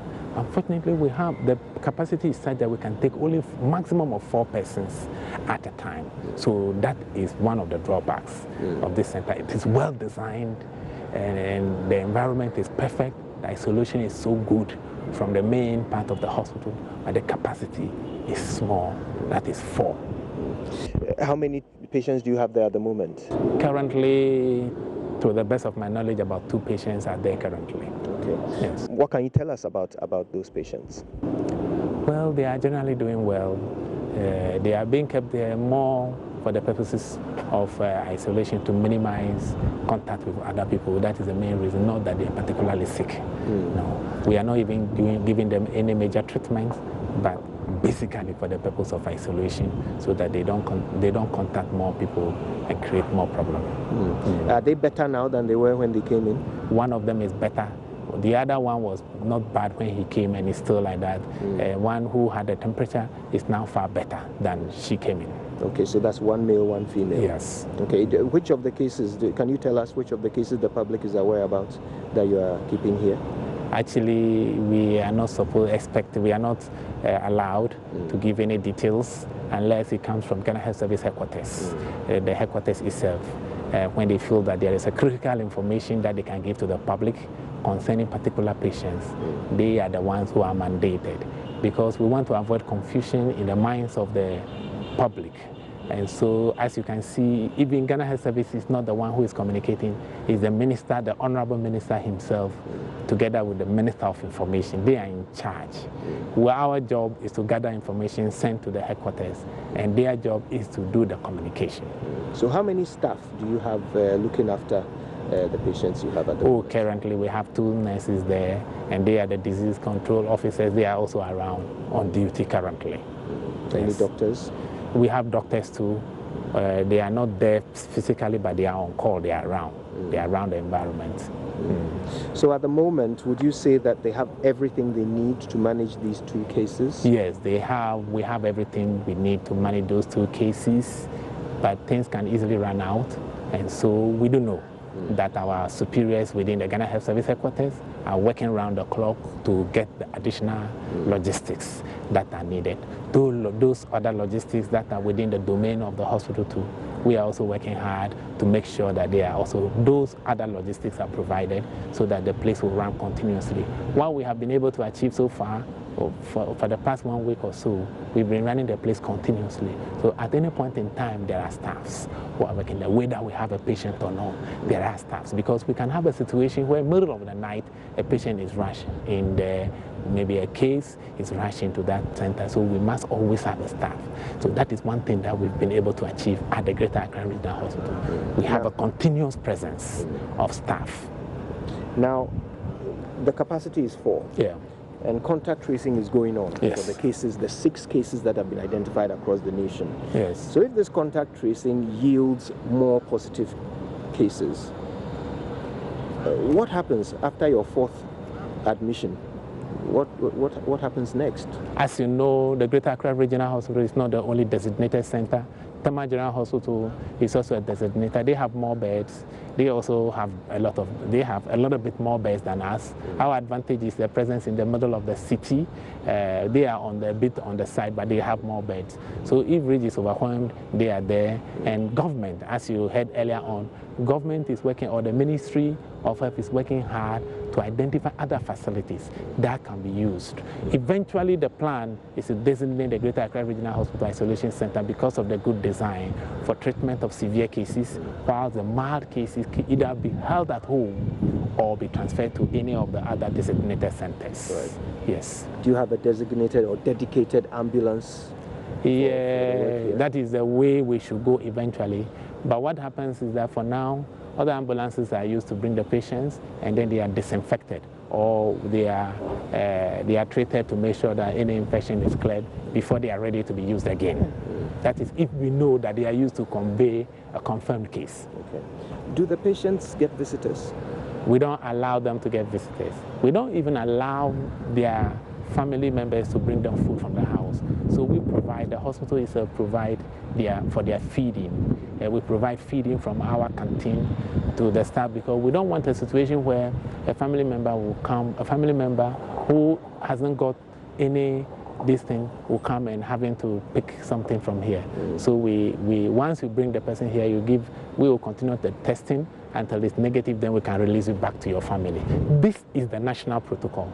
We are only abiding by the national protocol. Thank you so much, Dr. Thank you. Sofenu. Thank you. Oh, great education there. Absolutely. And now you know how it looks like. Now you know the necessary protocols in place. This is one of the main designated centers, the Accra Regional Hospital. Kojang Singh bringing us that. We've got plenty more conversations on this coronavirus. For instance, when we come back, Bishop Fred Kran-Shimens of the Transformation Assembly Church will be joining us for a conversation still on coronavirus and how the churches are taking particularly the fresh directives that came from the president last night.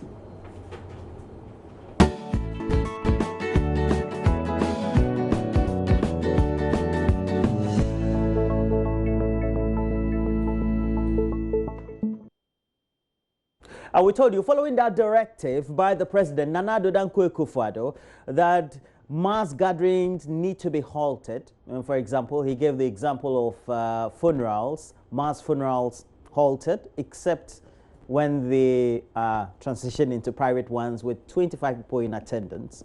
And before then, we saw a number of people including my church, attending church services, etc. But following this, how is the Christian community taking this, as well as the other faith that we have?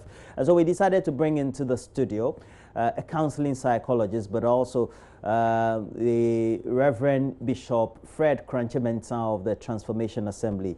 And he's here. Good morning to you. He's a regular on the show, and thank you for joining us. How are you? Thank you for having me. I'm doing very well. What did you make of the President directive in the first place?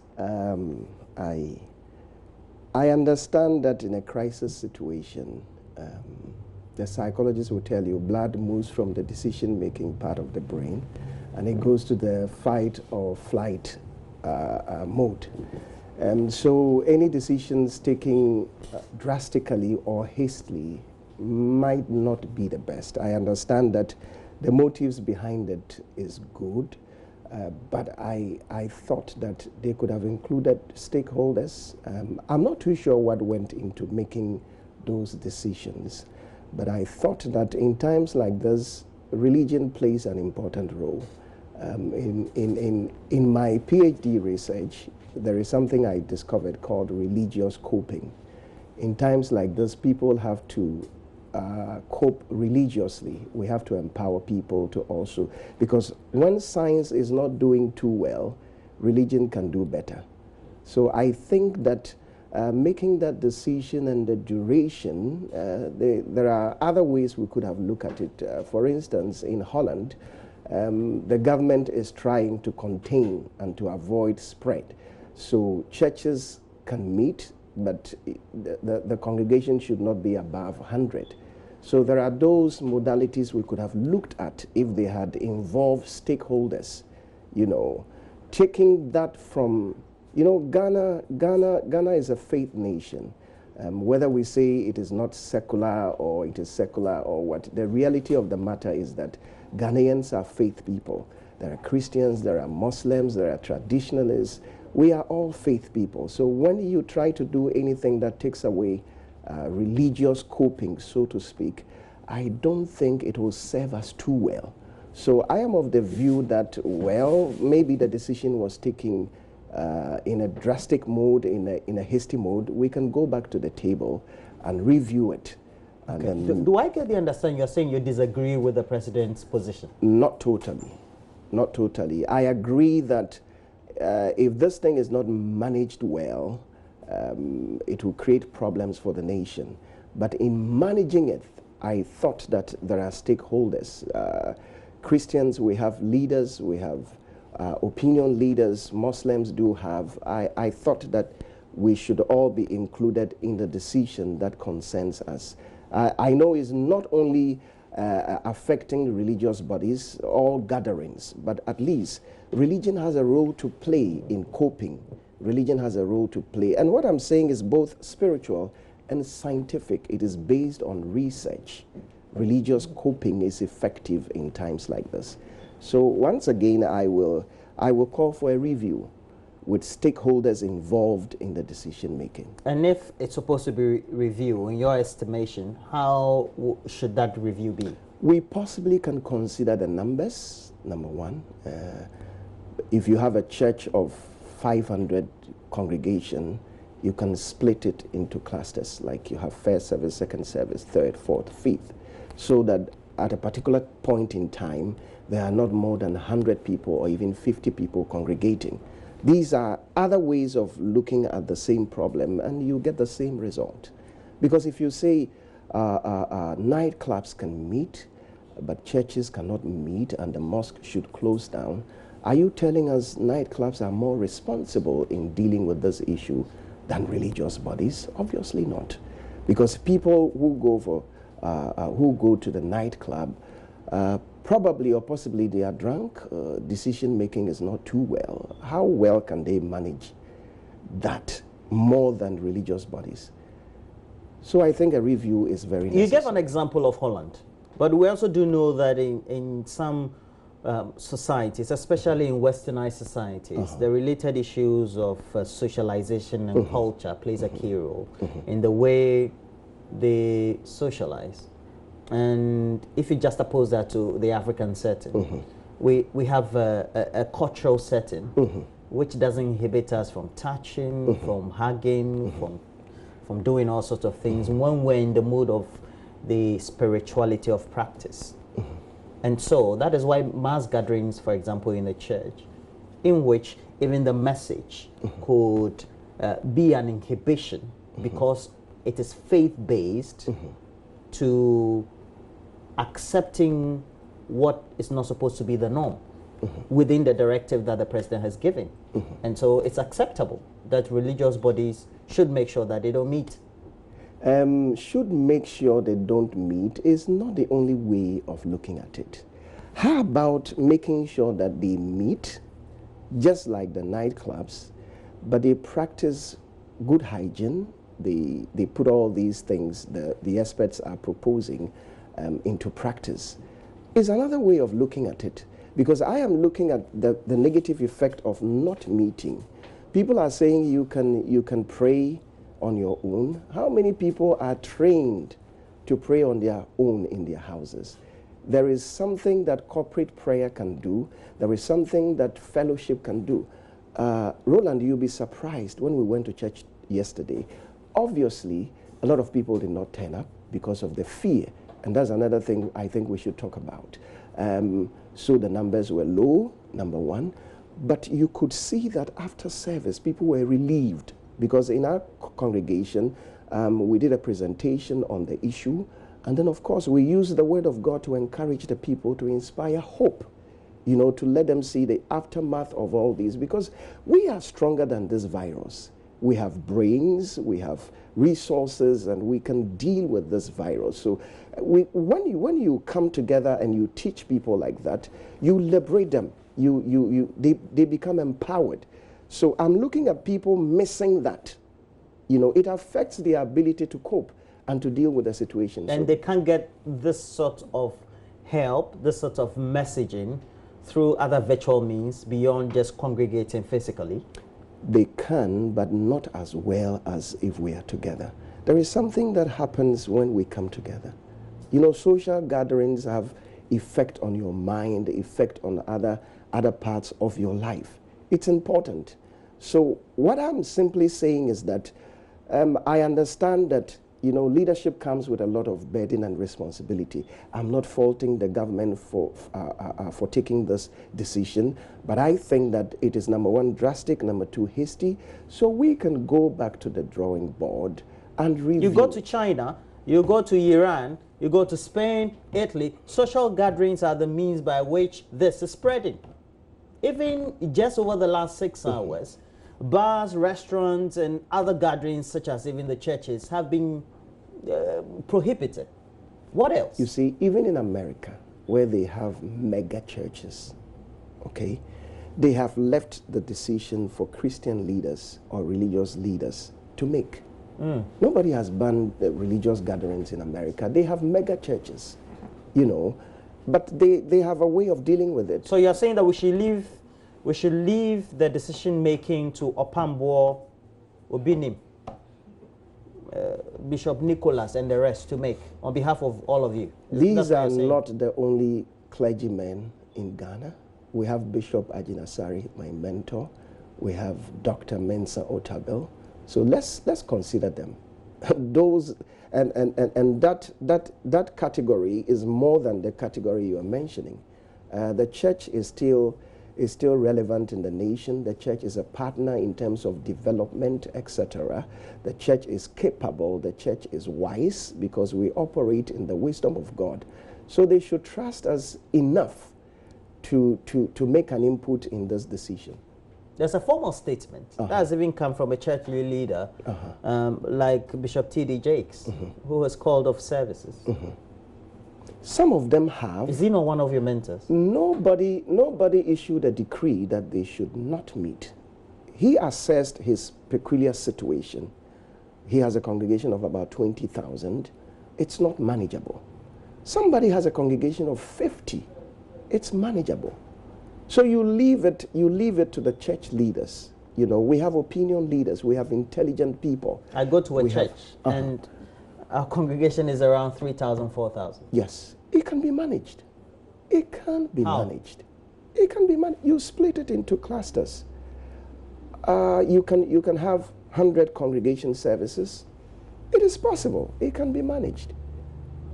It can be managed. We just have to review it, sit down, relax, and then review the decision, because I still maintain that it is drastic, which is necessary in crisis situations, but it is also hasty, so it calls for review. You know, we can make it better. If even it's good, we can make it better. So your review position is that they should allow churches to meet in 50s? They should include stakeholders. You know, I'm not too sure what went into this decision, but hearing the president, he talked about himself and his cabinet, no religious leaders, so they should include stakeholders who understand the church situation better to make input into this, and it will be a better decision, not just a good one. You know, the president, per the Constitution, has the onerous responsibility to do this. Of course, that's why he has done it. But I think that I said that if something is good, we can make it better. I'm not saying he acted out of Constitution. He acted, you know, he broke the Constitution to make this decision. It's part of it. And I said leadership comes with burdens and responsibilities. I'm not faulting anybody. I'm just saying we should go back to the table with the involvement of stakeholders and review this. On the African continent, we have Kenya, Rwanda. Churches are now operating. And you want that to take place right here in our country? In Kenya? I know about Rwanda, I don't know about Kenya. I have friends in Kenya who went to church yesterday. If it is today, I'm not too sure. Mass gatherings, all prohibited in respective countries. So that's why I keep saying we should break it down. Don't issue a decree, so to speak, that gatherings should be prohibited, including religious gatherings, because of the benefits we can get from religious gatherings. I talked about religious coping. It's very important in times like this. You see, people draw close to God. You also talked about culture.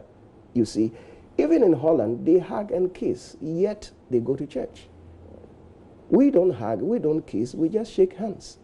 And yesterday we made sure nobody shook hands. We are trying to put all these things for our own good, you know, to help the government in containing this crisis situation. So in terms of culture, we are even in a better position because we don't kiss, we don't do other things. It's not part of our culture. So I think that we can manage this better. It's good, but we can do better.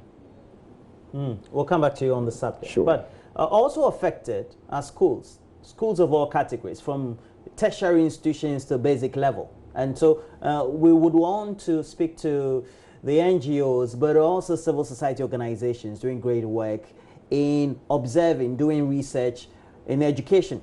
And we'll bring into the studio, we're streaming him, Peter Anti. He's Executive Director for the Institute for Educational Studies. Good morning to you, Mr. Anti. If you look at the directive from the President, it looks to have a certain finality to all the trepidations, or you can say the anxiety that the lack of direction or directives seem to have had on the population, wouldn't you say? And so this is good for the education sector. Yes, it's good. We were expecting this earlier, and that is why when this issue broke out, I think a few weeks ago, we came out with concentrated various education institutions to start moving to online teaching, because we learned from research that during the Ebola crisis, a lot of educational institutions were affected in Africa, especially Lebanon, Guinea, Senegal, and all those countries that were hit by the crisis, which led to the closure of schools. Now, when this happened, we saw that schools in China were closed, Italy and other countries started embarking on such a measure. And this was because one of the places that we get these kind of gatherings is our schools and our kids. one way to contain particular outbreak would have been to close the schools as early as possible, so that when this is managed to a certain level, we can go back to our education. But it has an implication on the educational system and other things that we have to talk about. If you take a situation of having this suspension for 4 weeks, what could be the ultimate benefits, but also the implications, as you just mentioned? Yeah, so the ultimate benefit is that in the case where there is an outbreak in a large scale, our kids will be safe, because there will not be any kind of gathering in the schools for them to contact it and then get it. So that will be the ultimate benefit. Now, the implication is that most academic calendar will be affected. We are praying that we be able to contain this, but if it escalates and we suppose 4 weeks, if we go beyond the 4 weeks, then it means that academic calendar is going to be affected, especially in tertiary institutions whereby people are supposed to complete the education by May 18th, and then early as June, different kind of students come on campus to do sandwich, and then school resumes in August for another academic year. It means that if we are going to send this beyond 4, then the academic calendar is going to be affected. And that is why we, from the Institute of Education, kept reminding various issues, especially the universities, to, as early as possible, enroll their students on various e-learning platforms, so that at least we're able to keep them engaged and then continue the academic. That is what is done in most of the other countries that are technologically advanced, and they have closed down. Unfortunately, most of our schools are not having this kind of technological infrastructure. But I hope they learn from this, that going forward, the system by which we are always interested in physical contact before we deliver education would be addressed. If there are disruptions, as you say, to the academic calendar, how can some sort of restitution be done in terms of trying to cover for the time and space that is lost? The ultimate education would be that if you were supposed to complete school in May, might have to send it to August, then it means that the curriculum that you're supposed to go through, you have to compress it to make sure you do. There will not be intensive teaching and learning. You might not have the opportunity to get a lot of content that you need in order for you to function well in society. You see, let me make this point. When this happened in countries, in the Ebola issue, schools were closed for 8 months, 12 months. And the effect was that when you read the World Bank report and other research reports that were carried out, the effect, when they reopened, most of students would not even recollect where they go to invert. And this happens in countries where the educational system is not strong. So it's important that as early as possible, we pray that the issue does not escalate. Because if it does, we're going to have a very serious issue with the educational system, because the infrastructure at both the urban center and the rural areas are not safe. Definitely, it's going to be difficult for us to make up the kind of loss of contact hours and learning activities that students would have to be exposed to. It's going to be very difficult for us to do that, and this would end and having a very serious effect on the educational system. There was something I wrote on my Facebook page. I thought it was important that perhaps the upper echelons of our educational ladder took cognizance of it. And that's the use of virtual means or perhaps technology to enable students either do some distance learning through internet networks or some platforms, and even undertaking their interim assessment examinations or mid-semester examinations, and ultimately even end of semester ones. If you look at the structures we have on the ground, how is that feasible? It's going to be difficult. Why? That is why when we released our paper on the outbreak of infectious disease about 2-3 weeks ago, we were just limiting ourselves to the tertiary institutions, because when it comes to the secondary schools and the basic schools, I mean the primary and theaters, it's practically impossible to do this. What we can do with that one would be to limit ourselves to the tertiary institutions, which is possible that we can do, because we go to some of the universities in Ghana, especially the University of Cape Coast, they have e-learning platforms that the lecturers engage students. I think Lekondu might have Ashasi and UST, most of the institutions. But what is the problem is that it's not on a large scale.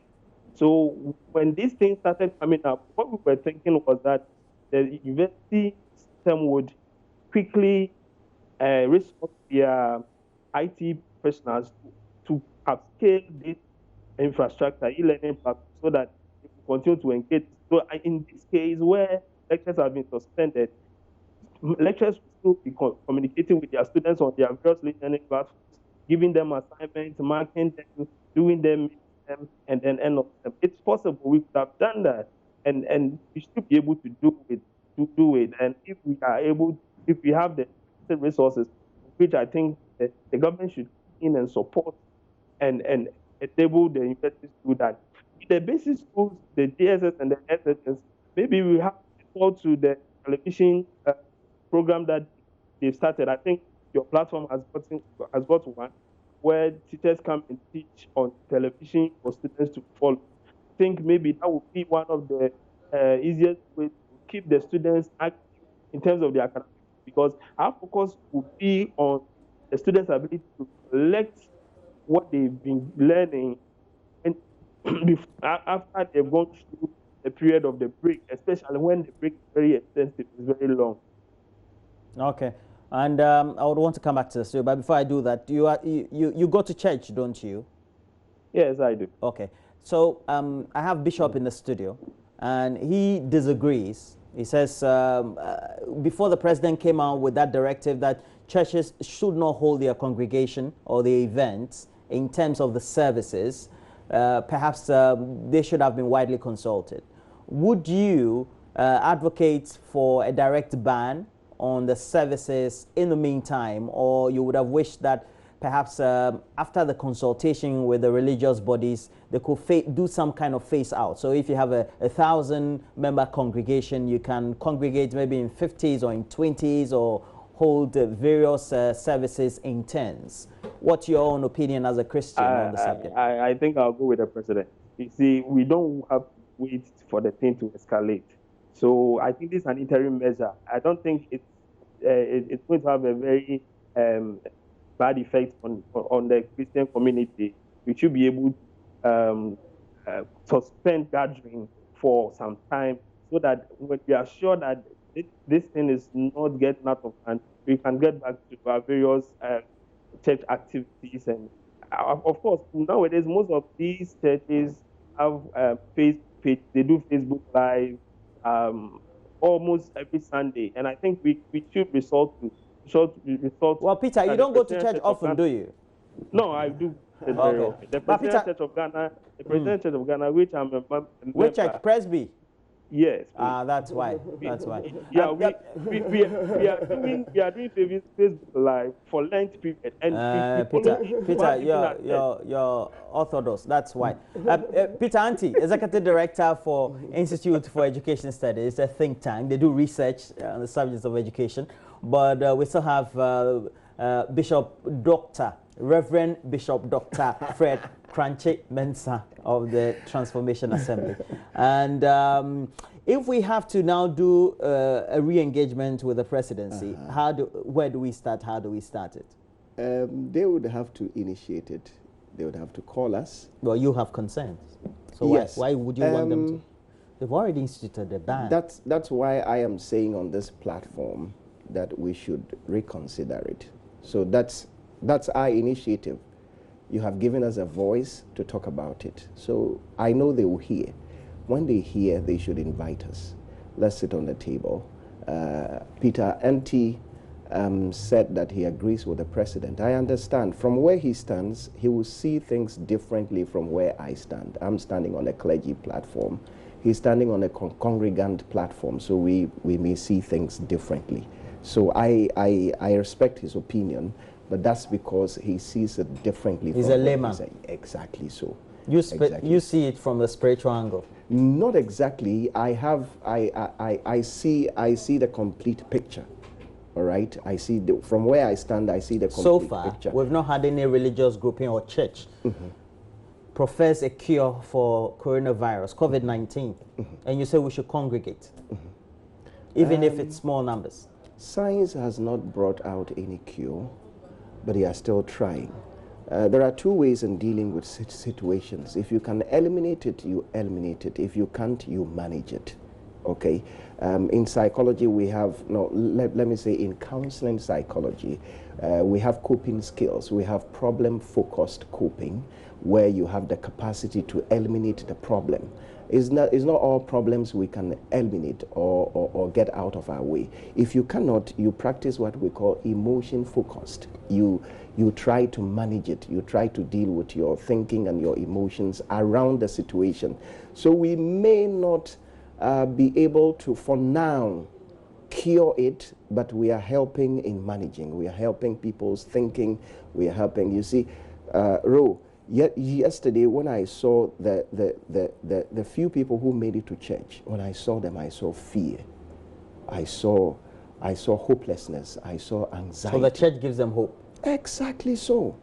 You see, what we hear, our eyes and our ears are gates to our minds. What we hear and what we see determines what we think about, and what we think about determines the way we feel and the way we act. So seeing these things on the media, hearing the news, one of my issues is the way the news is reported and the way it comes out. So because information is important, knowledge is power. When you give me information, you have empowered me. But there's a difference between good knowledge and bad knowledge. Number two, if even the information you have is the right information, the way of dissemination, how you go about it, has a psychological effect on my thinking. You see, they have heard all these things throughout the week. They came to church depressed. They came to church down. And after service, you could see light on people's faces. The church has a great role to play in this. And the church cannot play that role except to congregate them, physically bring them together. That's not what I'm saying. That hope also will not be in the various public education messages. That's not what I'm saying. I'm talking about religious coping. There is something the church, the mosque, religion can do that nothing can do.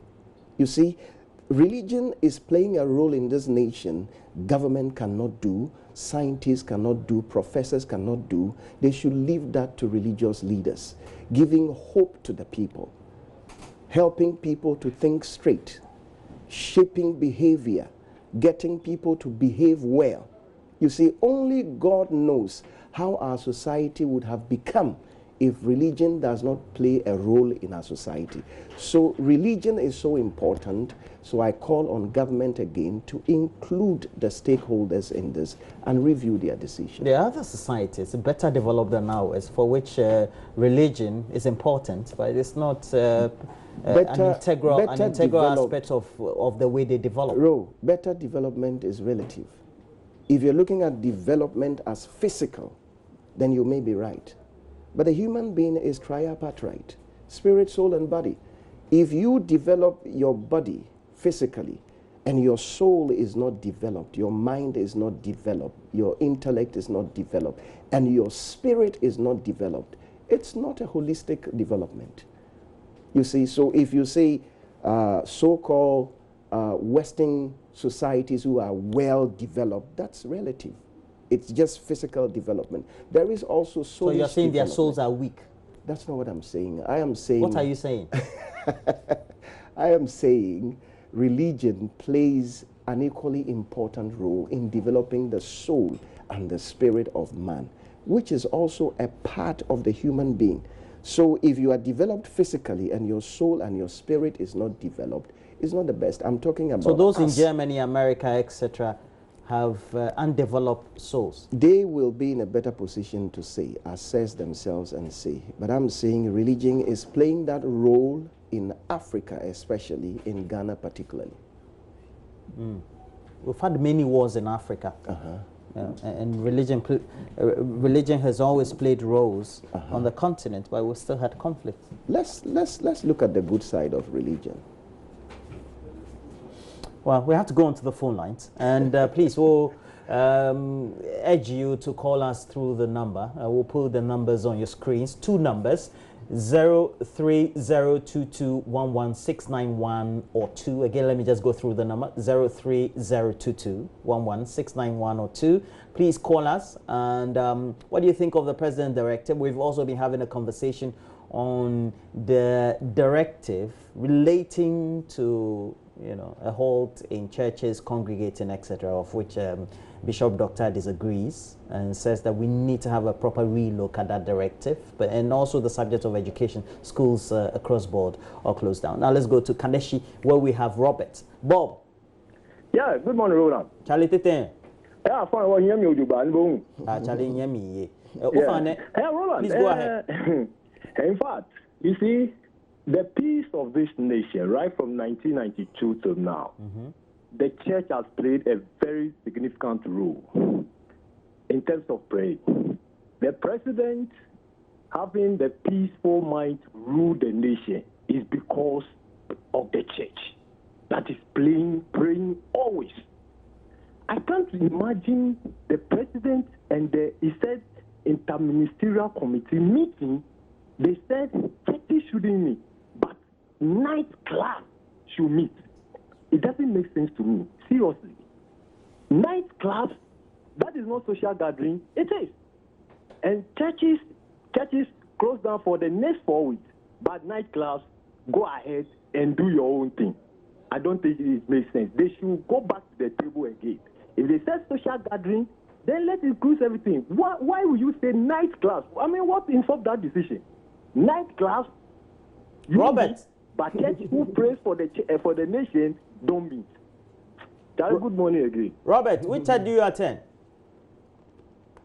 Oh, Robert is off. Please make sure that you call us 03022116991 or 2 and let us hear from you. But and if you take a look at the role of the church, etc., you don't think the Interministerial Committee and the President, as the Executive President of our Republic, took all that into consideration? How did they take that into consideration? Knowing that the church has mass numbers. There should be a representation of not just the church. No, let's not limit it to the church. We're talking about religion here. Okay, so if you're taking a decision that borders on religion, you are not a clergyman. You are not imam. You are not a priest. You are not a pastor. You don't have a holistic picture of what religion is. You are not too informed to take a good decision that affects our practices. So the best thing to do is to involve the stakeholders, get them on board. They become a part of the decision, you know, and they will help in taking a good decision that will help both sides. You're thinking about the money churches will lose? The collection? Not exactly. Okay, we'll come back and answer that. Sammy from Tapa is on the line. Sammy? Yeah. Good morning to you. Good morning. You've been following our conversation, haven't you? Yes. Please, your contribution. Yeah, my contribution is I do support. Hello. Please go ahead. My contribution. Please go ahead. Yeah, I do support the government directive. Previously, the churches were playing the vital role in human capital. But nowadays, when you go to church, all that you hear is offering and this prophecy. And the church, at times, when you go to a certain church, it's well overcrowded. So government is doing well to protect the citizens of this country. So, We should Sami, allow you him support to the ban? speak that. That's what you're saying? Yes, it's helping the. Oh, I wanted to ask Sami which church he attends, or does he go to church at all? Okay, so this message says that has outlined. Okay, the president has outlined precautionary measures to deal with any catastrophe, and that also means that Ghanaians therefore have no choice but to strictly follow those guidelines so that we can continue to live safely. And he says the president thought well. Okay. The bishop is not saying the president didn't think well. He says that there should have been greater consultation with the clergy. I think that's what you're saying. Exactly. Right? And you see, Ro, please stop calling the line, our WhatsApp line, please. If I may come in. Yes, please. There's a little problem we need to deal with. Some people just take a small sample of churches and their practices and they generalize. Like the ones who are not doing things properly. And Right. they use You don't think they form the majority? No, they don't. They don't in any way. They don't in any way. Probably they are loud. They are but loud. They don't form the majority. Right. There are very good ministers, there are very good clergymen who are doing the right thing. So let's look at those ones. Let's go to the central regional capital of Cape Coast. Good morning to you, Gabriel. Yeah. Good morning. Where in Cape Coast are you calling from, Gabriel? Ankafo. Okay, please go ahead. You've been following our conversations. Yeah, good morning. I'm calling from Ankafo. Please lower the volume of your set and go ahead and just make your submission, please. Yeah, I'm on it. It is of a great joy that say the president wants to place a caution on gathering, but I believe strongly that churches has a bigger role to play, as Bishop is saying it on the screen. I believe strongly that we as the churches, we have maybe a cure to some of this problem. And in the days of Elisha, right, there was famine on the land, and one Elisha has to come to the scene to cure the whole Samaria. I believe strongly that as one of the guys did do the submission about the nightclubs, I strongly believe that yesterday night or some time ago, even within this week, there will be so many nightclubs going to be operated. And for us as Christians, we have, or we may have, the antidote to some of these things. So the government or the president must also bring us on board. Gabriel, what do you mean by the church will have antidote, as in the cure for coronavirus? We have the spiritual antidote. We don't have the physical one, as you say. And we can prove the spiritual one for us as a nation. There are many cancers, etc., recorded at the various teaching hospitals. Kolebu Teaching Hospital, many cancer patients. There are many ailments that people suffer. The church doesn't always cure them, does it? Mr. Presenter, let's resort to the men of God on the land. They are carriers of deliverance, and our ability to recognize and believe in this will work things very easy for us. You see, science has failed us. Technology has failed us. Ideologies of man has failed us. But when all these indicators fail, that is when God comes in. And that is what we have to start resorting. God has the capacity, God has the ability to rescue us from this COVID-19 menace. Your message, the same thing.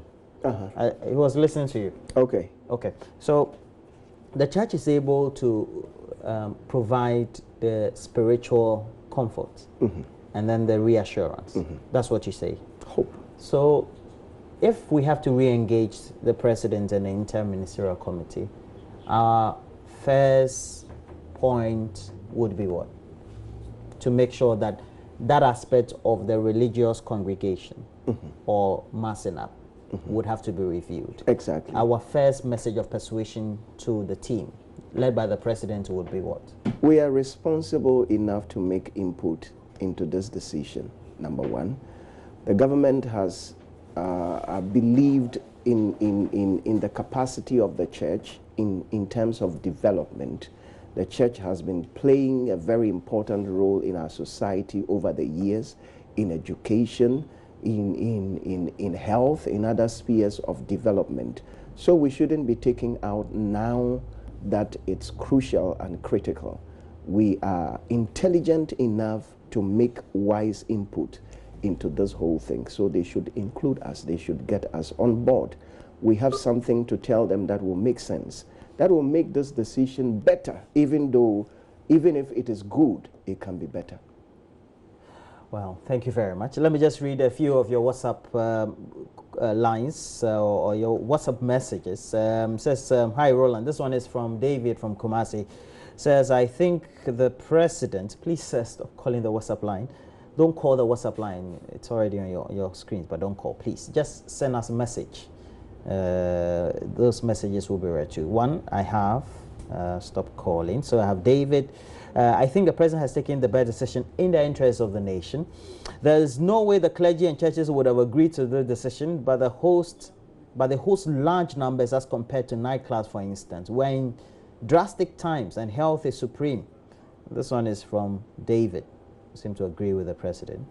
And then we also have, okay, from Kumasi, we again have, Richard from Kumasi says, Roland, after listening to the bishop, I can say I disagree with him, not following the news or maybe he's simply being dishonest. If, please stop calling. If I should go by his logic, then I can point to him that even the country of the Pope is on lockdown. Okay, I'll ask him right now. If he cares about the people, he will simply accept this instruction and go by it accordingly. For once, they should care about the people and not monetary gains. He says it's not because of monetary gains. It's very unfortunate that this gentleman or lady is thinking that way, in this direction. He's thinking like the president. It's not about, no, his thinking is a bit distorted. Making absolute statements that we should be concerned about the people. Why are we here? There are clergymen who are well educated. They can do other things. I have certificates. I can sit in a hospital, practice as a psychologist. I can teach in a university. I am in a church helping people. So it's not about money. If you have seen one or two people exploiting people, it's not a representative of the church. Like I keep saying, there are genuine people helping. It's all about people. It's never about money. I have an organization.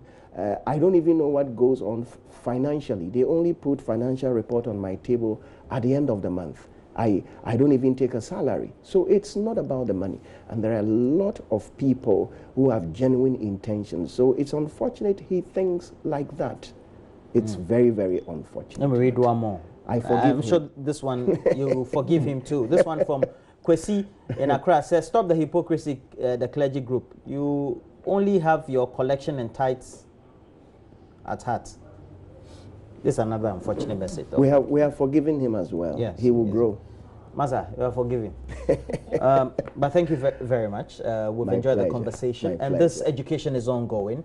And we've had in the studio Bishop Dr. Fred Kranchi-Mensah of the Transformation Assembly. And I know that you would also continue your education among your congregation as well. Exactly. Well, so we have MFA Jiradosi, Nancy MFA Jiradosi had an interaction, and please let's watch this and get the latest update.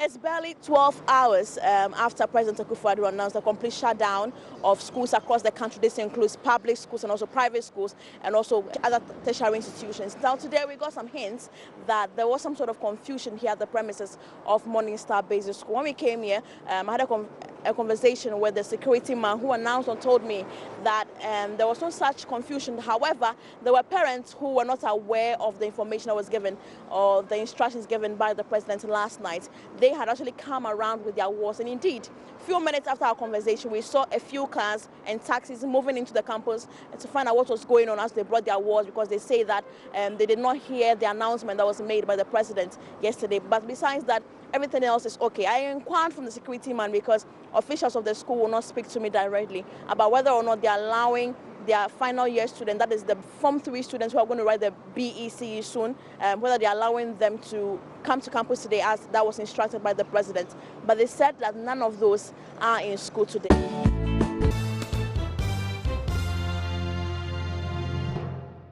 Good morning. Let's settle for some showbiz here on the AM show. Now, actress Gloria Sappho has won the Best Supporting Actress Award at the 2020 Africa Magic Viewers' Choice Awards. She was nominated for her role in Shirley Frimpong Manso's Perfect Picture 10 years later.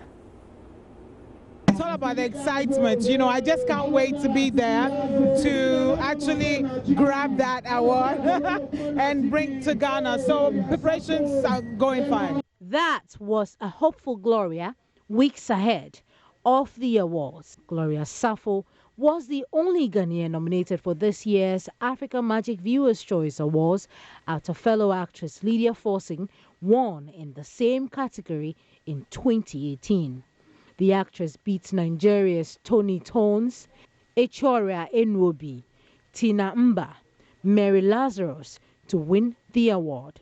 According to her, the nominations meant the hard work she put to execute that role was appreciated. However, because of the outbreak of the coronavirus, Gloria Sappho was unable to travel to Nigeria to receive the award. Congratulations! Now, Adom FM's much-awaited annual Color Party event, which was scheduled to happen over the weekend, was postponed as Ghana's register a number of coronavirus cases. Charles Na, events manager with the Multimedia Group, explains the reason for the. At the Multimedia Group Limited, we believe we have three pillars. We have leadership, integrity, and community. And in our landscape, we lead in terms of stories and the narrative. In terms of integrity, our personnel, and the character of our organization. And then in community, we'll watch out for the community. We do things that advance the community. In this instance, the Color Party was slated for tomorrow, which would have been 14th March 2020 at the First Lancheders Park. And we're bringing together families and the general public, and their kids involved, their mothers, fathers, and then the news of the COVID-19 being in Ghana, and then the sensitization against large gatherings and all of that. There's a propensity that it's possible that somebody could sneak in that had a virus, and just a thought that such a thing could quickly spiral out of control, and then by the time we are done with the program, we have a lot of infections. We thought it wise for the public safety. And this talks about the community that we serve, because it's a community thing. So it's best to serve our community by postponing the event until further notice. So as we speak right now, we are surveying the situation with the health facilities, working with the Ministry of Health and other health institutions. We are going to be monitoring the situation to determine what the possibilities are. So I also want to take this opportunity to encourage the general public to practice good hygiene protocols, wash your hands often, purchase hand sanitizers, use them. For further directions, you can go to our website, adomonline.com, www.myjohnonline.com as well.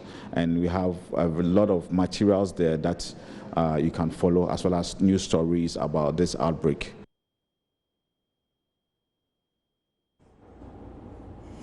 So Color Party postponed. There are a lot of things that have been postponed. A lot of things have been affected. Show has been postponed as well. Davido. I mean, name them. Everything is slow. This is just lots of money. Gradually, slowly crippling the entertainment industry as well. It's gotten to sports, particularly football. Just over the weekend, I went to the mall. I was looking forward to Mulan. I had seen the trailer, and I know that the kids would have been interested. So I asked. They said it would have been scheduled to come to the mall in Accra on the 27th, but now because of the coronavirus scare. Listen, there are plenty of information out there. Try to protect yourself, but also most importantly, try to educate the next person. If they're doing the wrong thing, try to correct them. Let's all take care of ourselves. That's the only thing that we can do, so we can, bring a halt, if you like, to this coronavirus scare. Wash your hands. Under running water. Make sure you use the alcohol-based sanitizers. Don't just buy any kind of sanitizer. It's got to have about 70% or more of alcohol in there. So just be careful. Take all the precautions. We will see you again tomorrow, God willing, right here on the AM Show. Bye-bye. Bye.